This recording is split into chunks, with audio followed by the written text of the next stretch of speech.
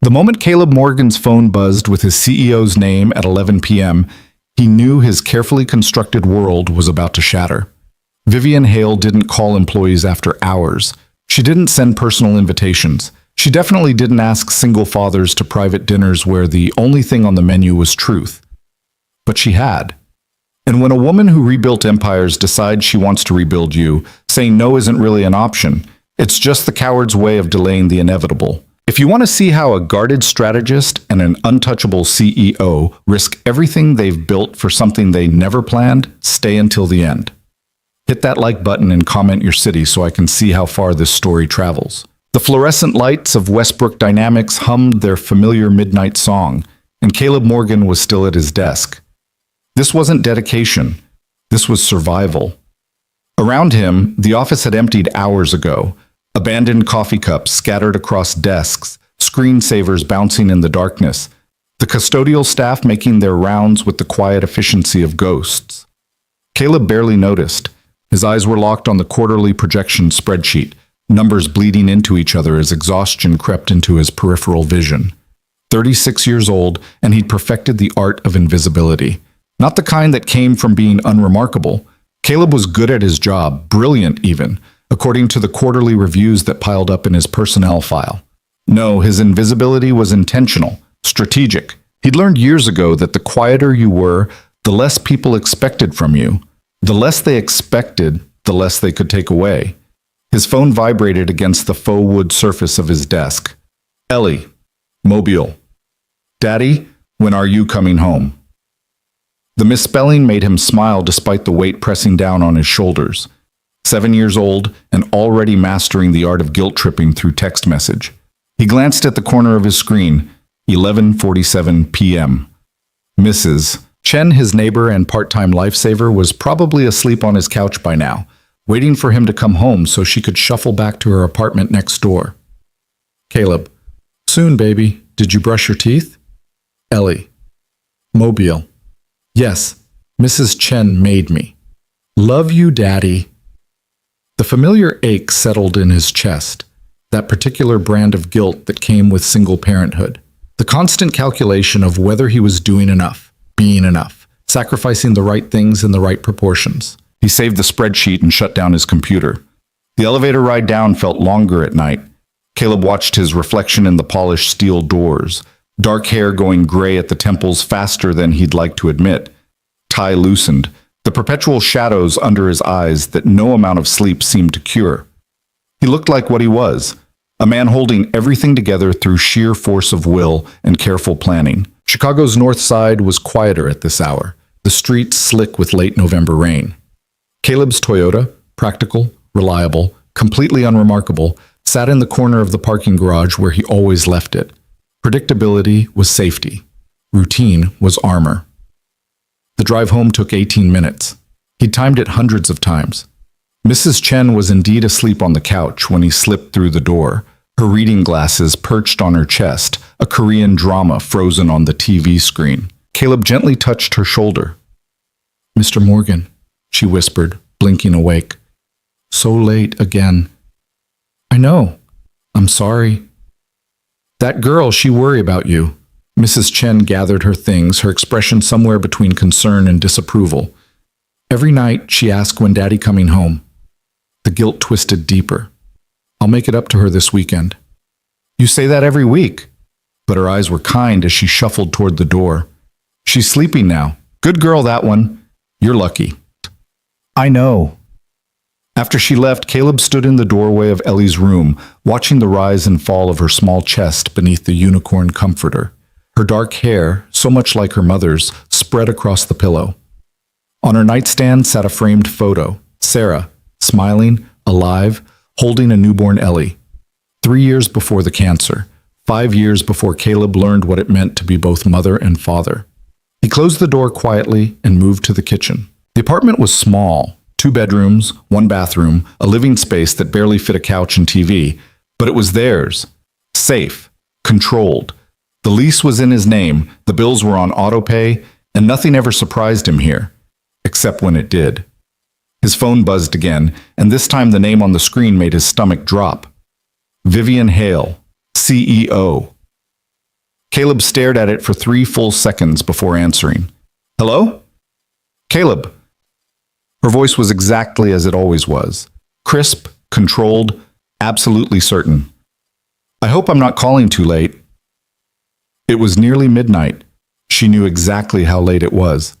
No, it's fine. Is everything all right? Did something happen with the Meridian account? Nothing's wrong. A pause. I'm calling about something else entirely. Caleb's mind raced through possibilities. Layoffs? Restructuring? Had he made some catastrophic error in the quarterly report? I'd like to have dinner with you, Vivian said. Tomorrow night, if you're available. The words didn't make sense. Caleb replayed them, searching for the corporate subtext he'd missed. Dinner? Yes. There's something I want to discuss. Something long-term. Long-term. That meant contract negotiations, probably. A new position. Maybe he was being moved to a different division. Of course, he heard himself say. What time? 7. I'll text you the address. Another pause, briefer this time. And Caleb? Come alone. The line went dead. Caleb stood in his darkened kitchen, phone still pressed to his ear, trying to decode what had just happened. Vivian Hale didn't do personal dinners. She didn't call employees at midnight. She definitely didn't add mysterious clauses like come alone. He told himself it was business. He told himself he wasn't worried. He was lying on both counts. The next morning arrived with all the chaos of any Thursday in the Morgan household. Daddy, I can't find my left shoe. Check under your bed. I already did. Check again. Caleb stood at the stove, flipping scrambled eggs while simultaneously signing Ellie's permission slip for the field trip to the aquarium, his phone wedged between his shoulder and ear as he half listened to a voicemail from accounting about expense reports. This was his real job, the one that required more multitasking than any corporate position ever could. Found it! Ellie emerged from her room, one shoe on, the other clutched triumphantly in her hand. It was under my bed. Imagine that! Caleb slid eggs onto her plate next to the toast. Eat fast, kiddo. Bus comes in 12 minutes. She climbed onto the kitchen chair, legs swinging. Mrs. Chen said you came home really late last night. I had work to finish. You always have work to finish? It wasn't accusatory, just observational. 7-year-olds had a way of cutting straight to truth. I know. Caleb sat across from her with his coffee. But this weekend, I promise, just you and me. Whatever you want to do. Can we go to the park and get ice cream, even though it's cold? Even though it's cold. Ellie grinned, egg smeared across her cheek. Caleb reached over with a napkin, and she squirmed away, laughing. These moments, this was what mattered. Everything else was just noise he had to endure to keep this safe. Westbrook Dynamics occupied floors 12 through 17 of a glass tower in the Loop. Caleb arrived at 8:47 a.m., early enough to seem dedicated, late enough that most people were already at their desks and wouldn't try to make small talk in the elevator. His workspace was a cubicle near the northwest corner, with a partial view of the Chicago River and enough privacy to think. Photos of Ellie covered one wall of his partition, first day of kindergarten, last Halloween dressed as a dinosaur, the two of them at Navy Pier last summer. Morgan. Caleb looked up to find James Reeves, another senior strategist, leaning against the cubicle wall with his usual coffee and superiority complex. Reeves, heard the Ice Queen summoned you to her office yesterday. Vivian's nickname among the staff. Caleb had always hated it, not because it was cruel, but because it was reductive. Vivian Hale had built Westbrook Dynamics from a failing startup into a major player in enterprise software. She'd navigated hostile takeovers, market crashes, and a board of directors that had tried to oust her twice. Calling her the Ice Queen was just another way men dismissed women who refused to smile on command. Just routine check-in, Caleb lied smoothly. Sure, James smirked. Routine midnight phone calls, we've all been there. Caleb's blood went cold. How did you... Dude, office buildings have security cameras, timestamps on badge swipes. You weren't exactly subtle leaving at midnight. James took a sip of his coffee. Plus, Sarah in HR mentioned Vivian cleared her calendar for tonight. Dinner meeting with internal stakeholder. Very mysterious. This was exactly what Caleb had spent 5 years avoiding. Attention, speculation, the kind of workplace gossip that turned into assumptions, then expectations, then disasters. It's about the Meridian integration, Caleb said flatly. Nothing mysterious about it. If you say so, James pushed off the cubicle wall. Just seems weird, you know? Vivian doesn't usually wine and dine the worker bees. Must be something special. After he left, Caleb sat very still, staring at his blank monitor. This was a mistake. Whatever Vivian wanted to discuss, it was already generating exactly the kind of attention he couldn't afford. He should cancel. Claim Ellie was sick. Make up an excuse. His phone buzzed. Vivian Hale, CEO, Giordano's on Rush Street, 7 p.m. Looking forward to it. No escape route. No polite way to back out. Caleb spent the rest of the day in meetings he barely remembered, conversations that washed over him like white noise. His mind kept circling back to that phone call, to Vivian's voice, calm, certain, revealing nothing, something long-term. What did that mean? At 4:30, he packed up his laptop and headed for the elevator. Early departure would generate questions, but missing Ellie's pickup would generate consequences he couldn't afford. The elementary school was a 15-minute drive, and Caleb timed it perfectly, pulling into the pickup lane just as the bell rang. Ellie emerged in a flood of small humans, her backpack almost as big as she was, her face lighting up when she spotted the Toyota. "Daddy!" She scrambled into the back seat. "We learned about jellyfish today. Did you know some of them are immortal?" "I did not know that." "It's true. Miss Rodriguez said they can reverse their aging and become babies again. Isn't that cool?" Caleb glanced at her in the rearview mirror, her enthusiasm bubbling over. "Very cool. Can humans do that?" "Unfortunately not, kiddo. That's dumb. We should be able to." She kicked her feet against his seat. "What's for dinner?" "Dinner. Right. Actually, I have a work meeting tonight. Mrs. Chen is going to make you mac and cheese." Ellie's face fell. "Another meeting?" "Just this once, I promise." "You said that last week." She wasn't wrong. Caleb merged into traffic, guilt sitting heavy in his chest. "I know, I'm sorry, but this weekend, I know. Whatever I want." She sighed dramatically. "Grown-ups have too many meetings." "You're absolutely right." At home, Mrs. Chen was already waiting, her usual efficiency making Caleb feel simultaneously grateful and inadequate.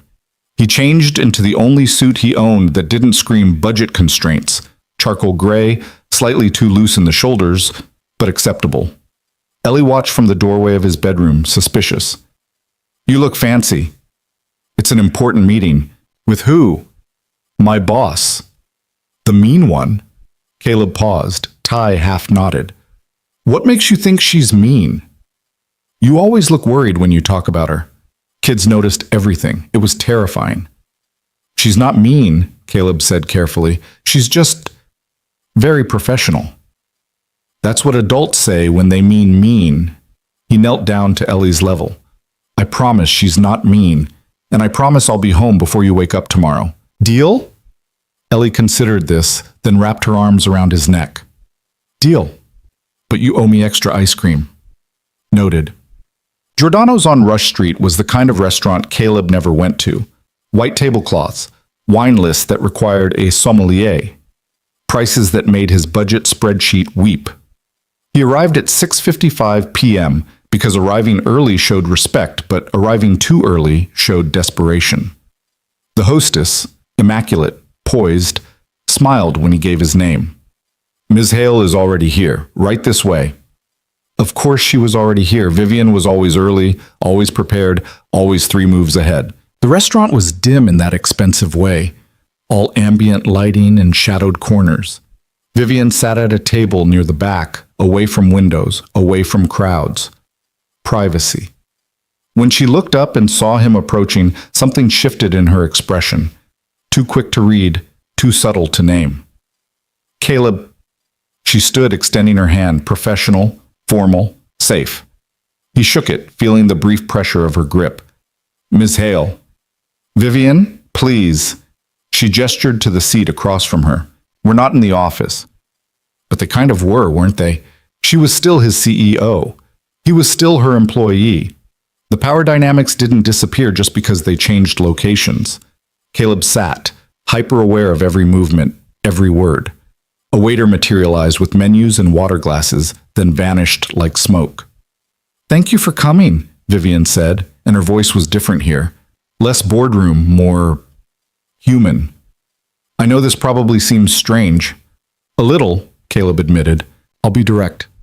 She folded her hands on the table, and Caleb noticed she wasn't wearing rings. No wedding band, no jewelry except a simple watch. "I didn't ask you here to discuss the Meridian integration." His stomach dropped. "Okay?" "I asked because I wanted to have a conversation I couldn't have in the office." She paused. "About you." This was worse than he'd imagined. "If this is about my performance." "It's not." Vivian's eyes, gray, sharp, impossible to lie to, held his. "It's about the fact that you're one of the few people at Westbrook who seems to exist entirely outside the usual corporate ambition. You leave board meetings mid-sentence when your daughter calls. You refuse weekend travel without apology. You turn down promotions that would require more hours." Caleb felt his defenses rising. "I have responsibilities outside work." "I know. That's why I wanted to talk to you." The waiter returned, and Vivian ordered wine without looking at the list. Caleb asked for water. When they were alone again, she continued, "Everyone else I know is so busy climbing they forget to ask why they're climbing at all. But you?" She tilted her head slightly. "You protect what matters. That's rare." This wasn't a criticism. It sounded almost like admiration. "I don't understand what this has to do with anything," Caleb said carefully. Vivian took a breath, and for the first time since he'd known her, she looked uncertain. "I'm 41 years old," she said. "I've built a successful company. I've survived boardroom coups and market crashes. I've given keynote speeches and closed billion-dollar deals." She paused. "And I'm tired of pretending that's enough." Caleb said nothing because he had no idea what to say. "I watch you," Vivian continued, and the word should have sounded creepy but somehow didn't. "I watch you leave every day at 5:30 sharp. I watch you take your daughter's calls no matter what meeting you're in. I watch you choose her consistently over everything else." "She's my daughter." "Exactly." Vivian's expression softened. "And I realized I've spent so long building something that I forgot to build a life worth living in." The waiter brought wine. Vivian took a sip, gathering herself. "This isn't a business dinner, Caleb. This is me asking if you'd be willing to have dinner with someone who's terrible at asking for things she actually wants." The words landed like stones in still water, ripples spreading outward. Caleb's brain short-circuited. "You're asking me out?" "Yes. But you're my CEO." "I'm aware of the complication. There are policies, HR regulations, power dynamics." "All true." Vivian didn't look away. "Which is why I'm asking, not assuming. Why I'm having this conversation away from the office, where you can say no without consequence." Could he, though? Could anyone really say no to their CEO and believe there wouldn't be fallout? But when Caleb looked at Vivian, really looked, he didn't see the Ice Queen. He didn't see the woman who'd made a senior VP cry in a budget meeting. He saw someone who'd built walls as carefully as he had and was now trying to tear them down. "I don't date," Caleb said quietly. "I don't have time, I don't have energy, and I don't—" "You don't want to risk it," Vivian finished. "I understand that. Believe me, I understand that better than you know." "Then why are you asking?" "Because I'm tired of being careful." She met his eyes. "And because I think you might be too, even if you won't admit it." The server appeared to take their order, and the moment fractured. Caleb ordered something at random, not even registering what it was. His mind was spinning, trying to process this impossible situation. When the server left, Vivian leaned back slightly, giving him space. "I'm not asking for an answer tonight," she said. "I'm just asking you to consider it. To consider whether the life you've built is the one you actually want, or just the one that feels safest." That hit too close to home. Caleb thought about his apartment, small, controlled, predictable. He thought about his routine, precise, unchanging, safe. He thought about Ellie and how she was the only variable he allowed in his carefully managed existence. "I lost someone," he said suddenly.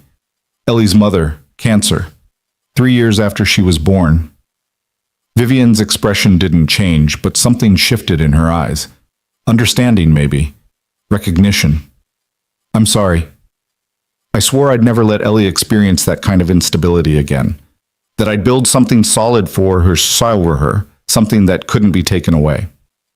And you have. But that means not taking risks, not letting people in who might leave. Caleb's hands tightened around his water glass. Not doing exactly what you're asking me to do. I know. Vivian's voice was gentle. But Caleb, you do realize that the instability you're avoiding, you're creating it anyway by refusing to let anyone close enough to matter. The words settled over him like snow.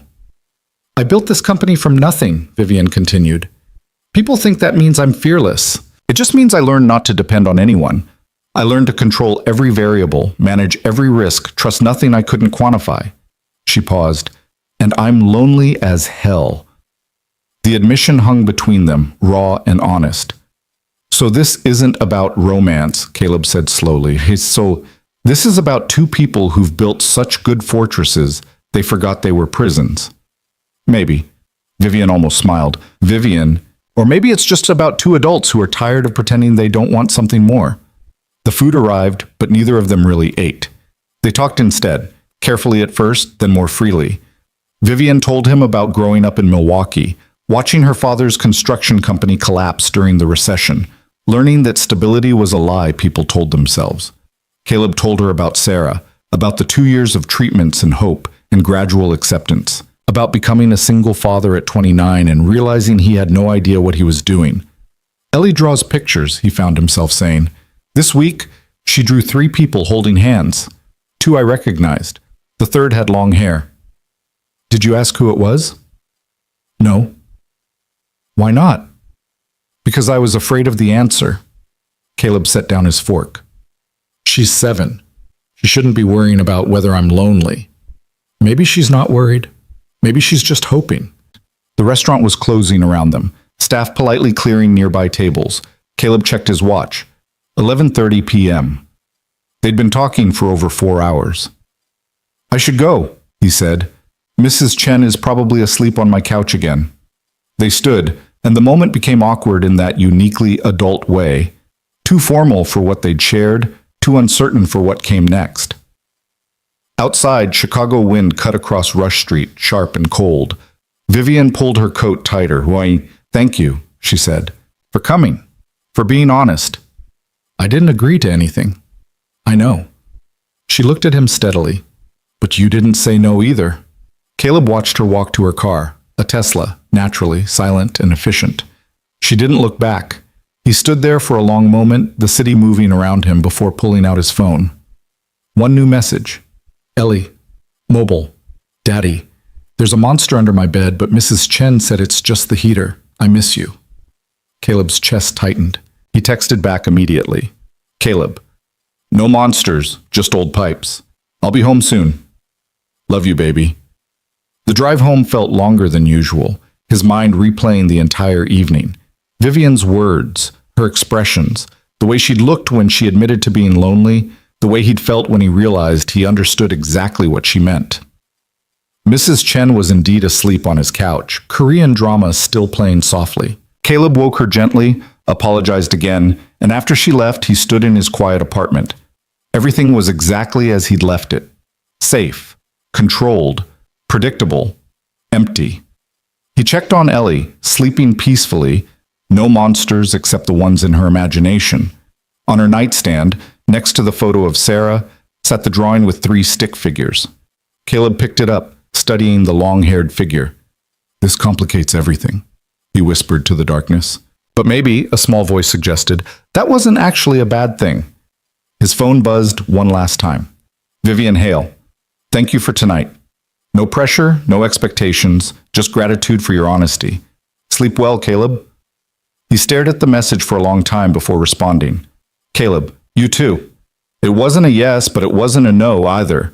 And for the first time in 5 years, Caleb Morgan allowed himself to consider that maybe, just maybe, the safest choice wasn't always the right one. Outside his window, Chicago glittered in the November night, a city of 8 million people, most of them strangers, all of them taking risks every single day. Maybe it was time he took one too. The text message sat unanswered on Caleb's phone for 3 days. Not because he didn't know what to say, but because every response felt like stepping off a cliff he couldn't see the bottom of. Thank you seemed dismissive. I'd like to see you again felt too forward. I need time sounded like the beginning of a rejection he wasn't sure he meant. So he said nothing. And Vivian, to her credit, didn't push. Work continued with its usual rhythm. Meetings about projected revenue, emails about the Meridian integration, James Reeves making pointed comments about late-night dinners that Caleb pretended not to hear. On the surface, nothing had changed. Caleb still left at 5:30, still picked up Ellie, still maintained the careful distance between his professional and personal lives. But something had shifted underneath, like tectonic plates grinding against each other, building pressure. Friday afternoon, Caleb was reviewing contract terms when his desk phone rang. The internal extension made his stomach drop before he even picked up. Morgan speaking. Caleb, Vivian's voice, professional and measured. Do you have a moment to stop by my office? This was it. The conversation where she clarified expectations, or worse, gently suggested he transfer departments to avoid awkwardness. HR would be involved. There would be paperwork. Of course, I'll be right up. The executive floor was quieter than the rest of the building, all glass walls and intimidating furniture. Vivian's assistant, a woman named Patricia who'd been with her for a decade and saw everything, gestured toward the closed office door. She's expecting you. Caleb knocked twice before entering. Vivian sat behind her desk, the Chicago skyline sprawling behind her like a kingdom she'd conquered through sheer determination. She looked up when he entered, and her expression was unreadable. Close the door, please. He did, his heart hammering against his ribs. Sit. Caleb sat. For a moment, neither of them spoke. Vivian's fingers drummed once against her desk, the only tell that she was anything other than perfectly composed. I owe you an apology, she said finally. That wasn't what he'd expected. For what? For putting you in an impossible position. She leaned back in her chair. I spent the last 3 days thinking about that dinner, and I realized I asked you something deeply unfair. You asked me to dinner. I asked my employee to consider a romantic relationship with me while he sat across from someone who controls his career trajectory. Vivian's jaw tightened. That's not asking. That's coercion, whether I intended it or not. Caleb had spent 3 days wrestling with exactly this question, whether his attraction to Vivian was genuine or just a biological response to power dynamics, whether he could ever truly say no to her and believe it wouldn't affect his job. What if I don't see it that way? He heard himself ask. Vivian's eyes sharpened. What do you mean? I mean, Caleb chose his words carefully. I've spent 3 days wondering if I'm only interested because you're my CEO. If this is some kind of unconscious power thing. He met her gaze. But then I remember that I liked the way you talked about your father's company. I liked that you admitted to being lonely instead of pretending you had it all figured out. I liked that you didn't try to sell me on romance. You just said you were tired of being careful. Vivian was very still. Those things have nothing to do with you being my boss, Caleb continued. They have to do with you being honest in a way most people aren't. That doesn't change the power dynamic. No, it doesn't. Caleb folded his hands in his lap. Which is why I've been thinking about what you said, about whether the life I've built is the one I want, or just the one that feels safest. And I think you were right. The admission felt like pulling out a splinter, painful but necessary. I've been so focused on protecting Ellie from instability that I forgot she might need to see what healthy risk-taking looks like. Vivian's expression softened almost imperceptibly. Caleb, but... He interrupted gently. I can't do this if there's any question about power dynamics. I can't wonder if I'm keeping my job because we're involved, or if I lose it because we're not. I would never, I know you wouldn't consciously, but that doesn't mean people won't think it. That doesn't mean I won't wonder. Caleb straightened in his chair. So if we're going to do this, and I'm not saying we are, I'm saying if, then we need to do it right. Vivian leaned forward, and for the first time since he'd entered her office, she smiled, small but genuine. What does right look like to you? I don't report to you. Different division, different chain of command, Everything documented with HR so there's no appearance of favoritism. He paused. And we take it slow, because I have a 7-year-old who comes first, always. I wouldn't expect anything else. She draws pictures of you, Caleb said suddenly. Well, not you specifically, but a woman with long hair, holding hands with us. Vivian's breath caught. Does she know about... No, she just notices that I came home late after a dinner meeting and apparently decided that meant something.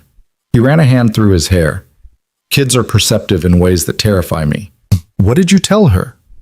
Nothing yet, because I didn't know what this was. Caleb met Vivian's eyes. Do I need to tell her something? The question hung between them, heavy with implication. Vivian stood, moving to the window. Chicago spread out below her, and Caleb wondered if she ever got tired of the view or if power made even beauty feel routine. I've never dated someone with a child, she said quietly. I don't know how to do this. I've never dated someone who runs a company. We're quite a pair, aren't we? She turned back to face him. Two people who've become experts at avoiding exactly this kind of complication. So we're calling it a complication now? Would you prefer opportunity?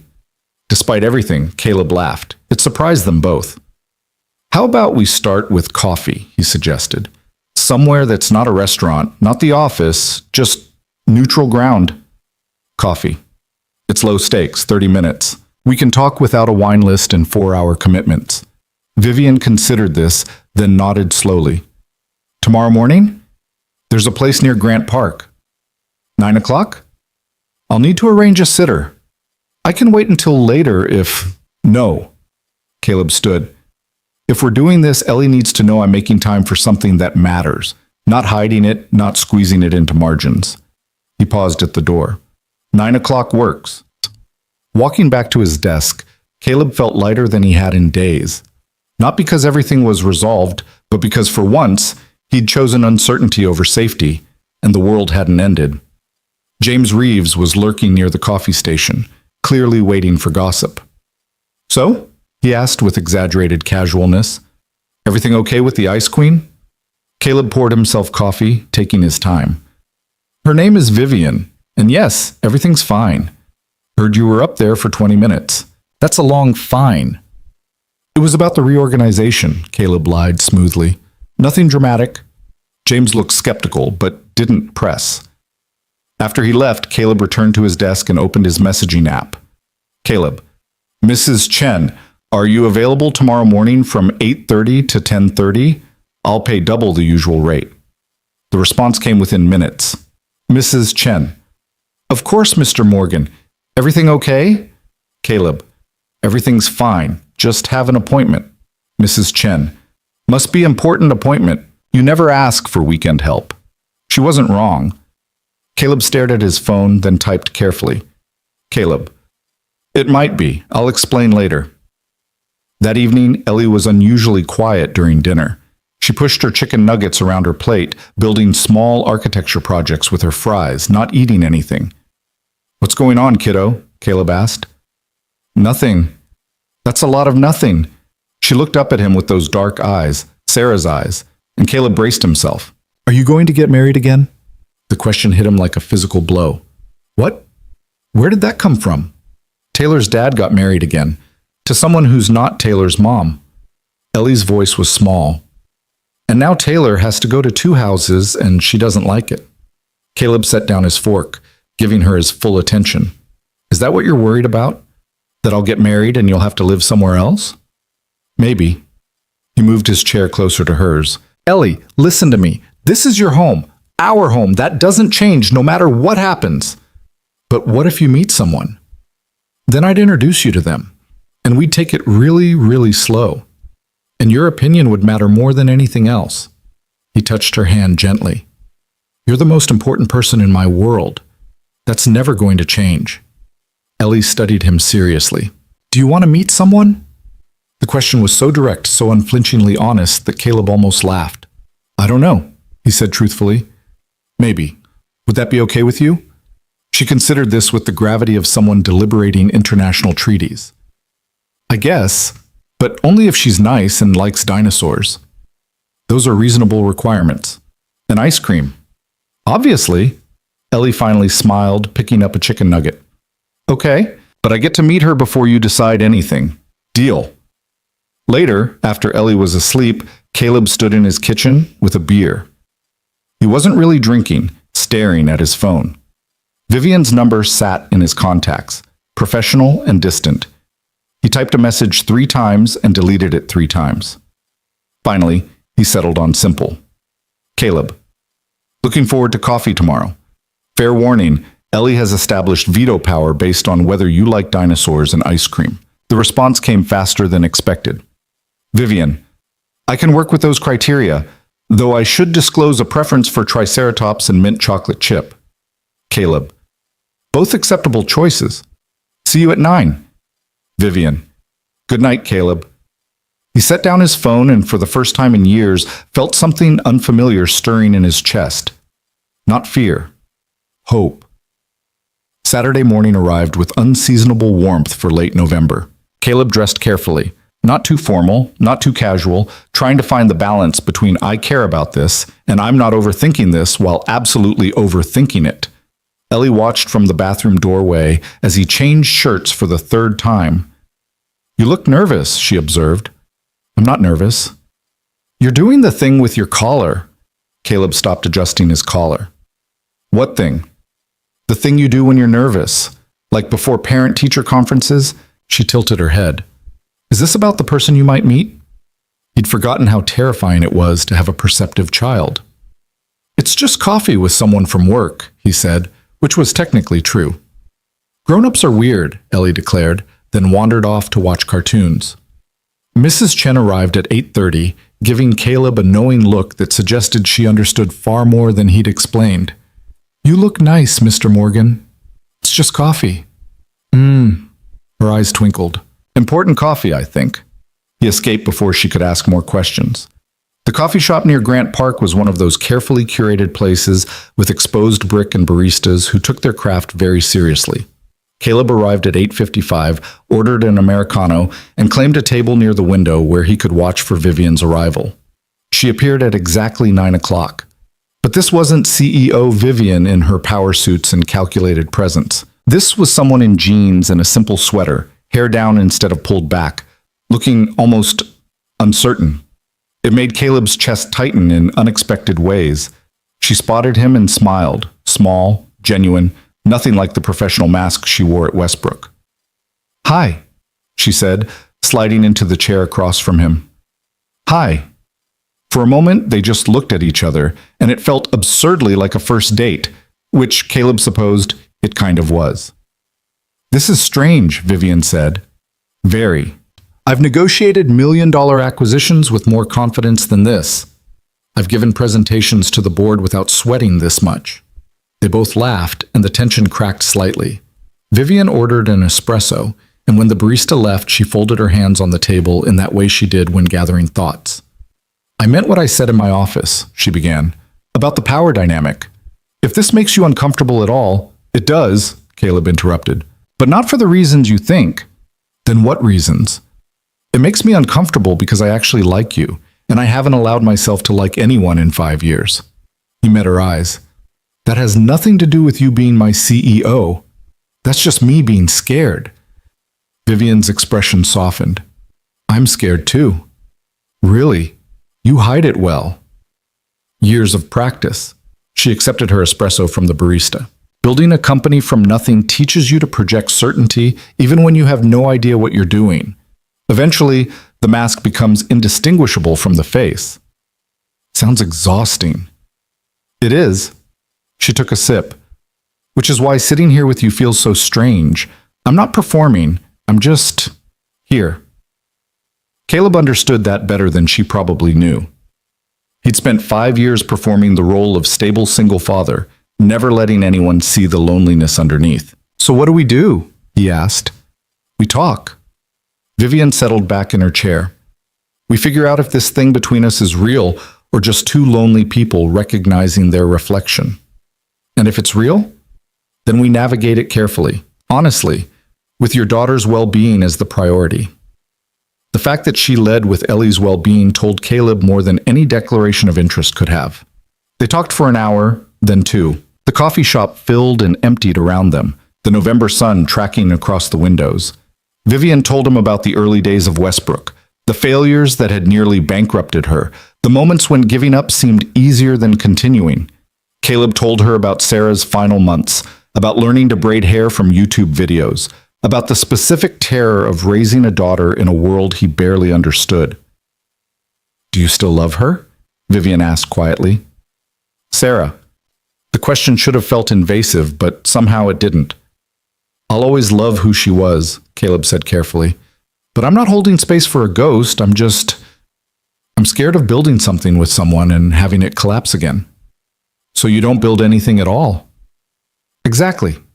Vivian traced the rim of her espresso cup. "After my first company failed, I swore I'd never put myself in that position again. I'd never trust partners, never rely on anything I couldn't control." She looked up. "But eventually I realized that trying to control everything just meant succeeding at nothing that mattered. So you built Westbrook. So I built Westbrook, and it worked until I realized I'd created a very successful prison." She paused. "You know what the hardest part is? Admitting that success isn't the same as happiness." Caleb thought about his carefully structured life, his predictable routines, his absolute control over every variable. "Yeah," he said quietly. "I know exactly what you mean." They left the coffee shop as the lunch crowd began arriving. Outside, Grant Park stretched green and open despite the late season, joggers and dog walkers moving through the pathways. "I should get back," Caleb said. "Mrs. Chen charges by the hour, and Ellie's probably convinced her to make chocolate chip pancakes." "Before you go," Vivian hesitated, and it was strange seeing her uncertain. "I'd like to do this again, if you would." "I would. And I meant what I said about the HR documentation. I'll start the transfer request Monday. Different division, clean reporting structure." "You don't have to—" "Yes, I do." Her voice was firm. "Because if we're going to do this right, it needs to be right from the beginning." Caleb nodded slowly. "Okay, then, yes. I'd like to do this again." They stood there for a moment, and Caleb felt the pull to lean in, to close the distance, to seal this moment with something more than words. But this was too important to rush, too fragile to risk with premature gestures. Vivian seemed to understand. She smiled, touched his arm briefly, and then walked toward her car. Caleb watched her go, then pulled out his phone. "Caleb, I'm on my way home. How's the pancake situation?" "Mrs. Chen. 4 pancakes, much syrup. She is very happy. You are also happy, I think?" He smiled despite himself. Caleb, "Yeah, I think I am." When he got home, Ellie was at the kitchen table with syrup on her face and conspiracy in her eyes. "So?" she demanded. "Did you meet someone?" Mrs. Chen made a discreet exit, smiling. Caleb sat down across from his daughter. "I had coffee with someone from work." "Was she nice?" "She was very nice." "Does she like dinosaurs?" "I didn't ask, but I'll find out." Ellie considered this. "What's her name?" "Vivian." "That's a fancy name." "She's a fancy person. Fancier than me?" Caleb reached over and wiped syrup from her cheek. "Nobody's fancier than you, kiddo. You're the fanciest person I know." Ellie grinned, satisfied. "Are you going to see her again?" "Maybe. Would that be okay?" "I guess." She swung her legs under the table. "But I still get to meet her first, right? Before you decide to marry her or whatever?" "Nobody's getting married. We're just having coffee." "That's what they all say." "But where did 7-year-olds learn this stuff?" "How about," Caleb suggested, "we table the marriage discussion and instead talk about what you want to do today? Ice cream? Park? Both?" "Both," Ellie said immediately. "And then, can we watch a movie?" "Deal." They spent the afternoon at the park, Ellie running circles around the playground while Caleb sat on a bench, watching her. His phone buzzed periodically with work emails he ignored, and once with a message from Vivian. "Vivian, thank you for this morning. I haven't felt that at ease in longer than I can remember." Caleb, "Me neither. Same time next week?" Vivian, "I'd like that. Though fair warning, Ellie's dinosaur preferences will be thoroughly researched." Caleb, "She'll appreciate the effort." Later at home, after ice cream and a movie, and the bedtime routine Caleb could do in his sleep, he tucked Ellie in and sat on the edge of her bed. "Daddy?" she said sleepily. "Yeah, baby?" "I think it's okay if you like Vivian." His heart stuttered. "What makes you say that?" "Because you smile different today. Like when you look at pictures of mommy, but not sad." She yawned. "I like when you smile, not sad." Caleb kissed her forehead, throat tight. "Good night, Ellie." "Night, Daddy?" He turned off her light and stood in the doorway for a long moment, watching her settle into sleep. Then he went to his own room and pulled out the box from the top of his closet, the one with Sarah's things. Photos, letters, the hospital bracelet from Ellie's birth. He looked through them slowly, and for the first time in years, it didn't feel like betrayal to imagine moving forward. "I think I might be ready," he whispered to the photographs. "I hope that's okay." The pictures didn't answer, but somehow Caleb felt lighter. Monday morning, he arrived at work to find an email from HR about a departmental transfer. Effective immediately, he'd be moving to the strategic planning division. Different floor, different supervisors, no direct reporting relationship to the CEO's office. Patricia, Vivian's assistant, appeared at his desk around 10. "Ms. Hale asked me to deliver this personally," she said, handing him a folder. Inside was the transfer documentation, fully executed, along with a handwritten note. Clean slate, no complications, just possibility. Caleb looked up to find Patricia watching him with knowing eyes. "She's never done this before," Patricia said quietly. "Just so you know, Vivian doesn't let people in." "Why are you telling me this?" "Because I've worked for her for 10 years and I've never seen her nervous about anything except you." Patricia smiled. "Don't waste it." After she left, Caleb sat with the folder, the note, the weight of what he was choosing. His phone buzzed. Ellie. Mobile. "Daddy, can Vivian come to my school play next month? It's about penguins." He stared at the message, heart hammering. This was happening. Actually happening. "Caleb, let me ask her. When is it?" Ellie. Mobile. "December 18th, 7 p.m. I'm penguin number 3. Caleb switched to his conversation with Vivian. "Caleb, Ellie wants to know if you'd like to attend her school play. December 18th, she's penguin number 3. The response took longer this time, and Caleb could almost see Vivian processing what this meant, being invited into his daughter's life, crossing from coffee dates into actual integration. "Vivian, I would be honored to watch penguin number 3 perform. Should I prepare remarks? I've never attended a second-grade production." Caleb, "Just show up. She'll handle the rest." Vivian, "Then I'll be there." Caleb set down his phone and looked around his new workspace. Different view, different colleagues, different everything. But somehow, for the first time in 5 years, different didn't feel dangerous. It felt like possibility. The weeks between that Monday morning and December 18th moved with a strange duality, simultaneously crawling and racing, each day both endless and insufficient. Caleb and Vivian fell into a rhythm that felt less like dating and more like careful excavation, two archaeologists brushing away years of protective sediment to see what lay underneath. Coffee on Saturday mornings became routine. Then dinner on Wednesday evenings, carefully scheduled around Ellie's bedtime. They talked about everything except what they were doing, as if naming it might make it collapse under its own weight. At work, the transfer created exactly the distance they needed. Caleb reported to Marcus Chen now, a strategic planning director who cared more about quarterly projections than office politics. The gossip that had swirled around him and Vivian dissipated without fuel, and James Reeves found new targets for his speculation. But Chicago was a small world when you worked in tech, and not everyone was willing to let it go. It was the second week of December when the complication arrived, wrapped in expensive cologne and passive aggression. Caleb was reviewing budget allocations when someone knocked on his cubicle wall. He looked up to find Derek Hartman, Westbrook's chief financial officer and the closest thing Vivian had to a rival on the executive team, standing there with a smile that didn't reach his eyes. "Morgan, right? Senior strategist?" "That's right." Caleb straightened in his chair, instinct telling him this wasn't a friendly visit. "Derek Hartman, CFO. Mind if I sit?" He didn't wait for an answer, pulling over a chair from an empty desk and settling in like he owned the space. In a way, he did. "I've been reviewing the Q4 reports," Derek said conversationally. Impressive work on the Meridian integration projections. Very thorough. Thank you. Must have required a lot of late nights, one-on-one sessions with leadership. Derek's eyes were sharp. With Vivian specifically. There it was. The reason for this visit. Caleb kept his expression neutral.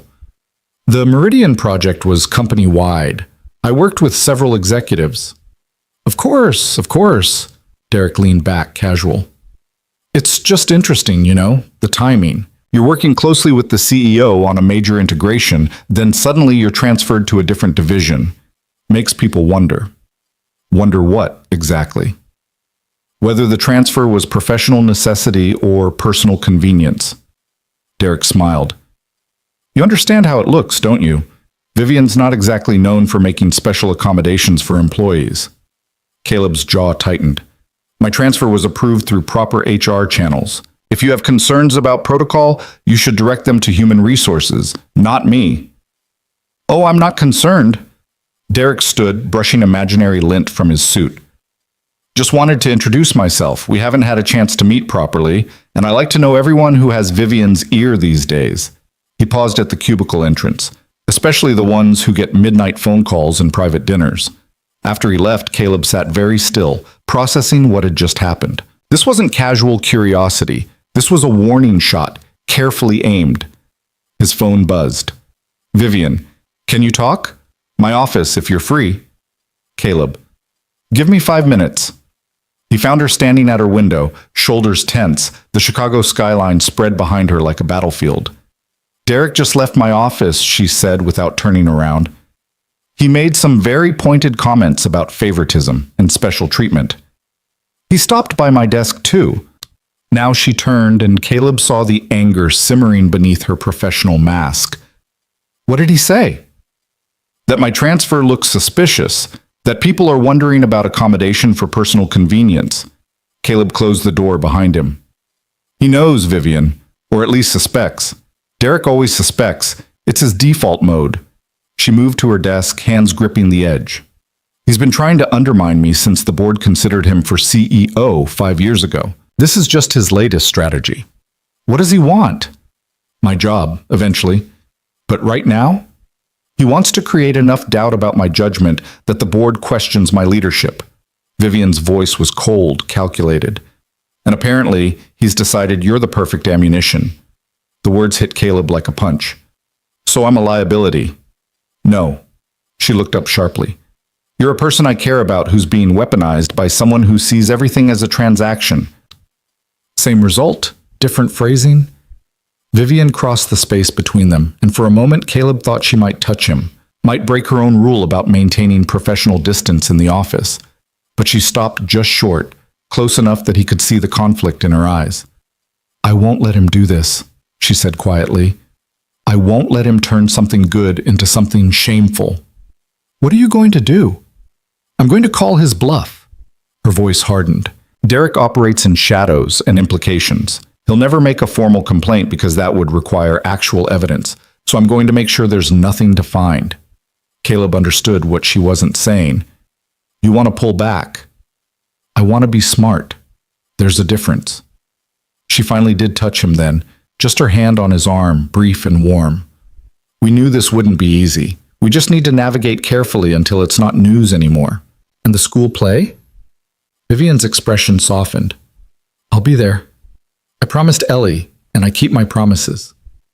That'll make it worse. Derek will see it as... I don't care what Derek sees it as. Her voice was steel wrapped in silk. I care about a 7-year-old who invited me to watch her be penguin number 3. Everything else is noise. After Caleb left her office, he sat in his car in the parking garage for 10 minutes, trying to calm the anxiety crawling up his spine. This was exactly what he'd been afraid of. The moment when their relationship stopped being private and became public leverage. When caring about someone meant giving enemies ammunition. His phone rang. Not a text, an actual call. From Ellie's school. His heart stopped. Mr. Morgan? This is Principal Davis at Riverside Elementary. Is Ellie okay? She's fine physically, but there was an incident at recess, and I think you should come pick her up early.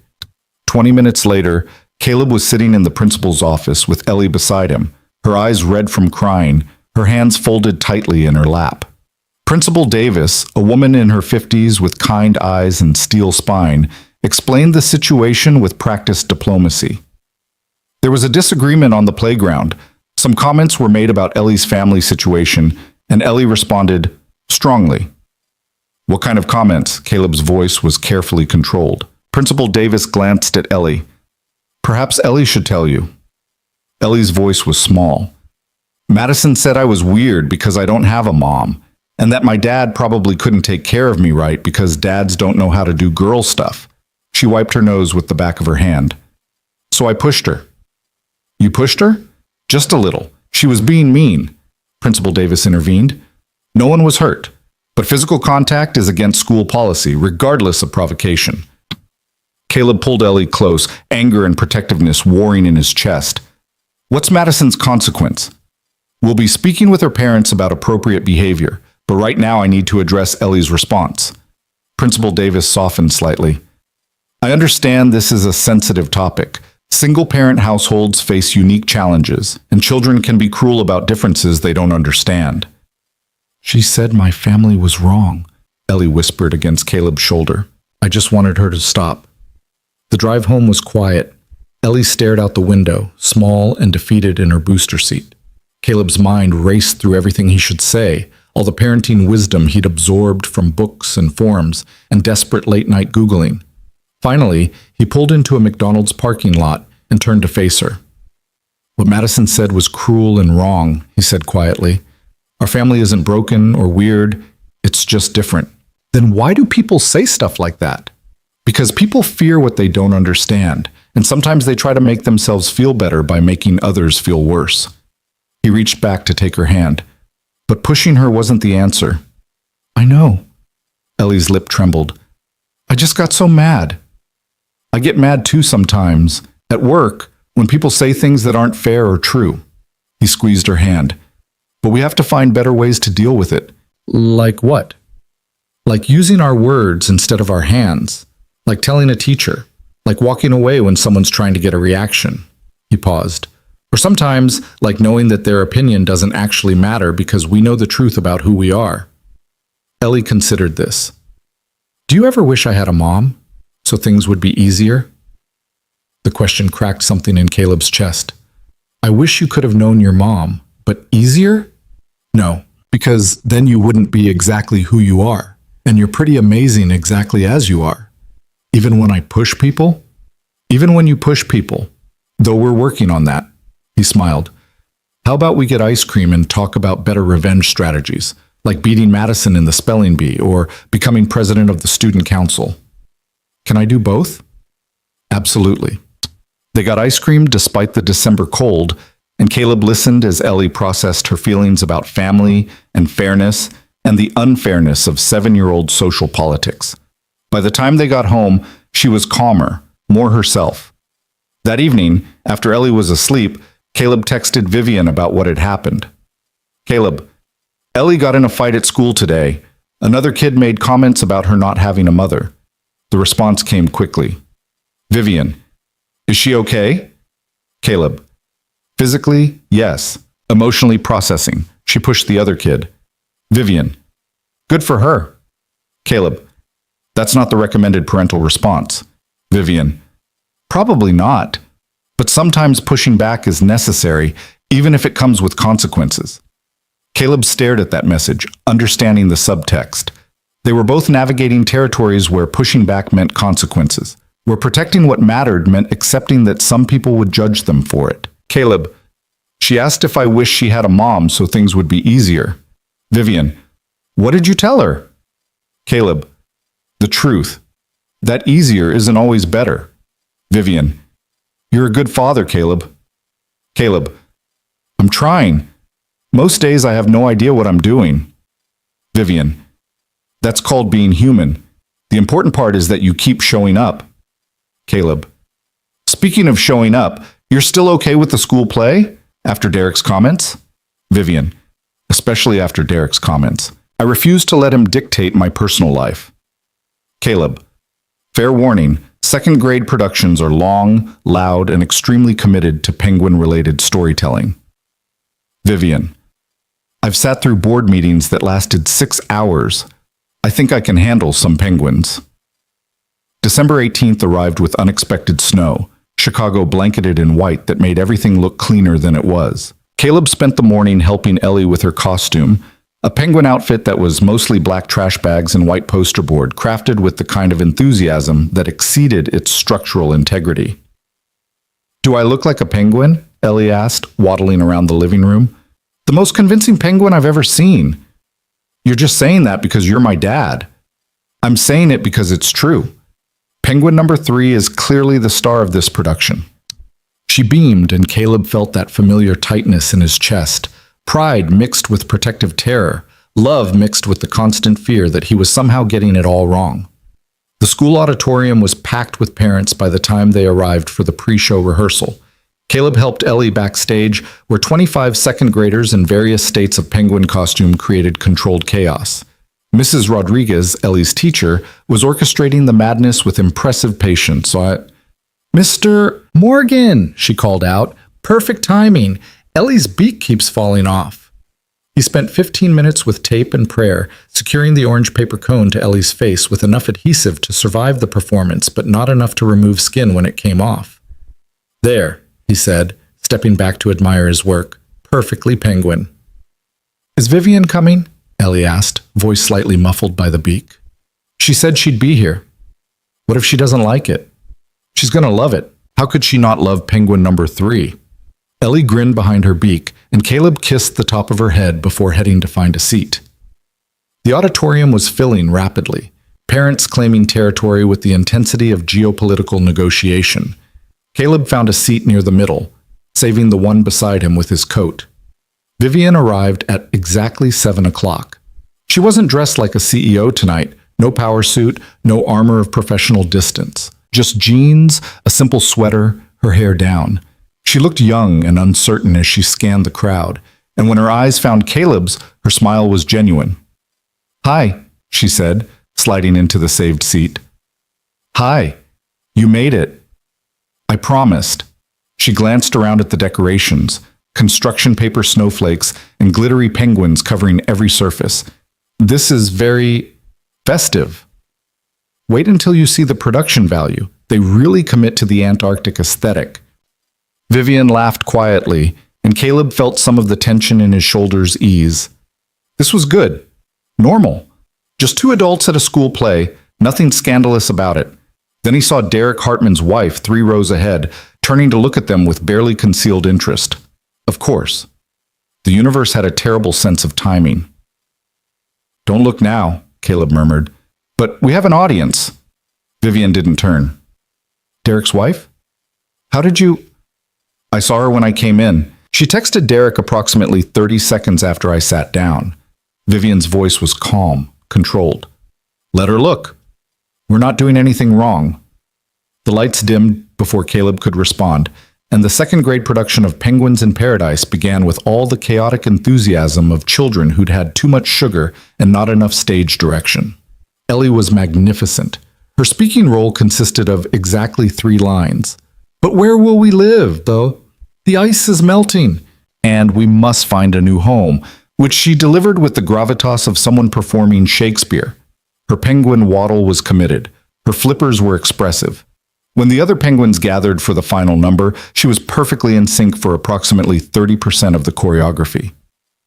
Caleb had never been prouder. Beside him, Vivian watched with focused attention, and at one point, when Ellie executed a particularly ambitious penguin slide across the stage, Vivian laughed, genuine, delighted, unguarded. The performance lasted 45 minutes.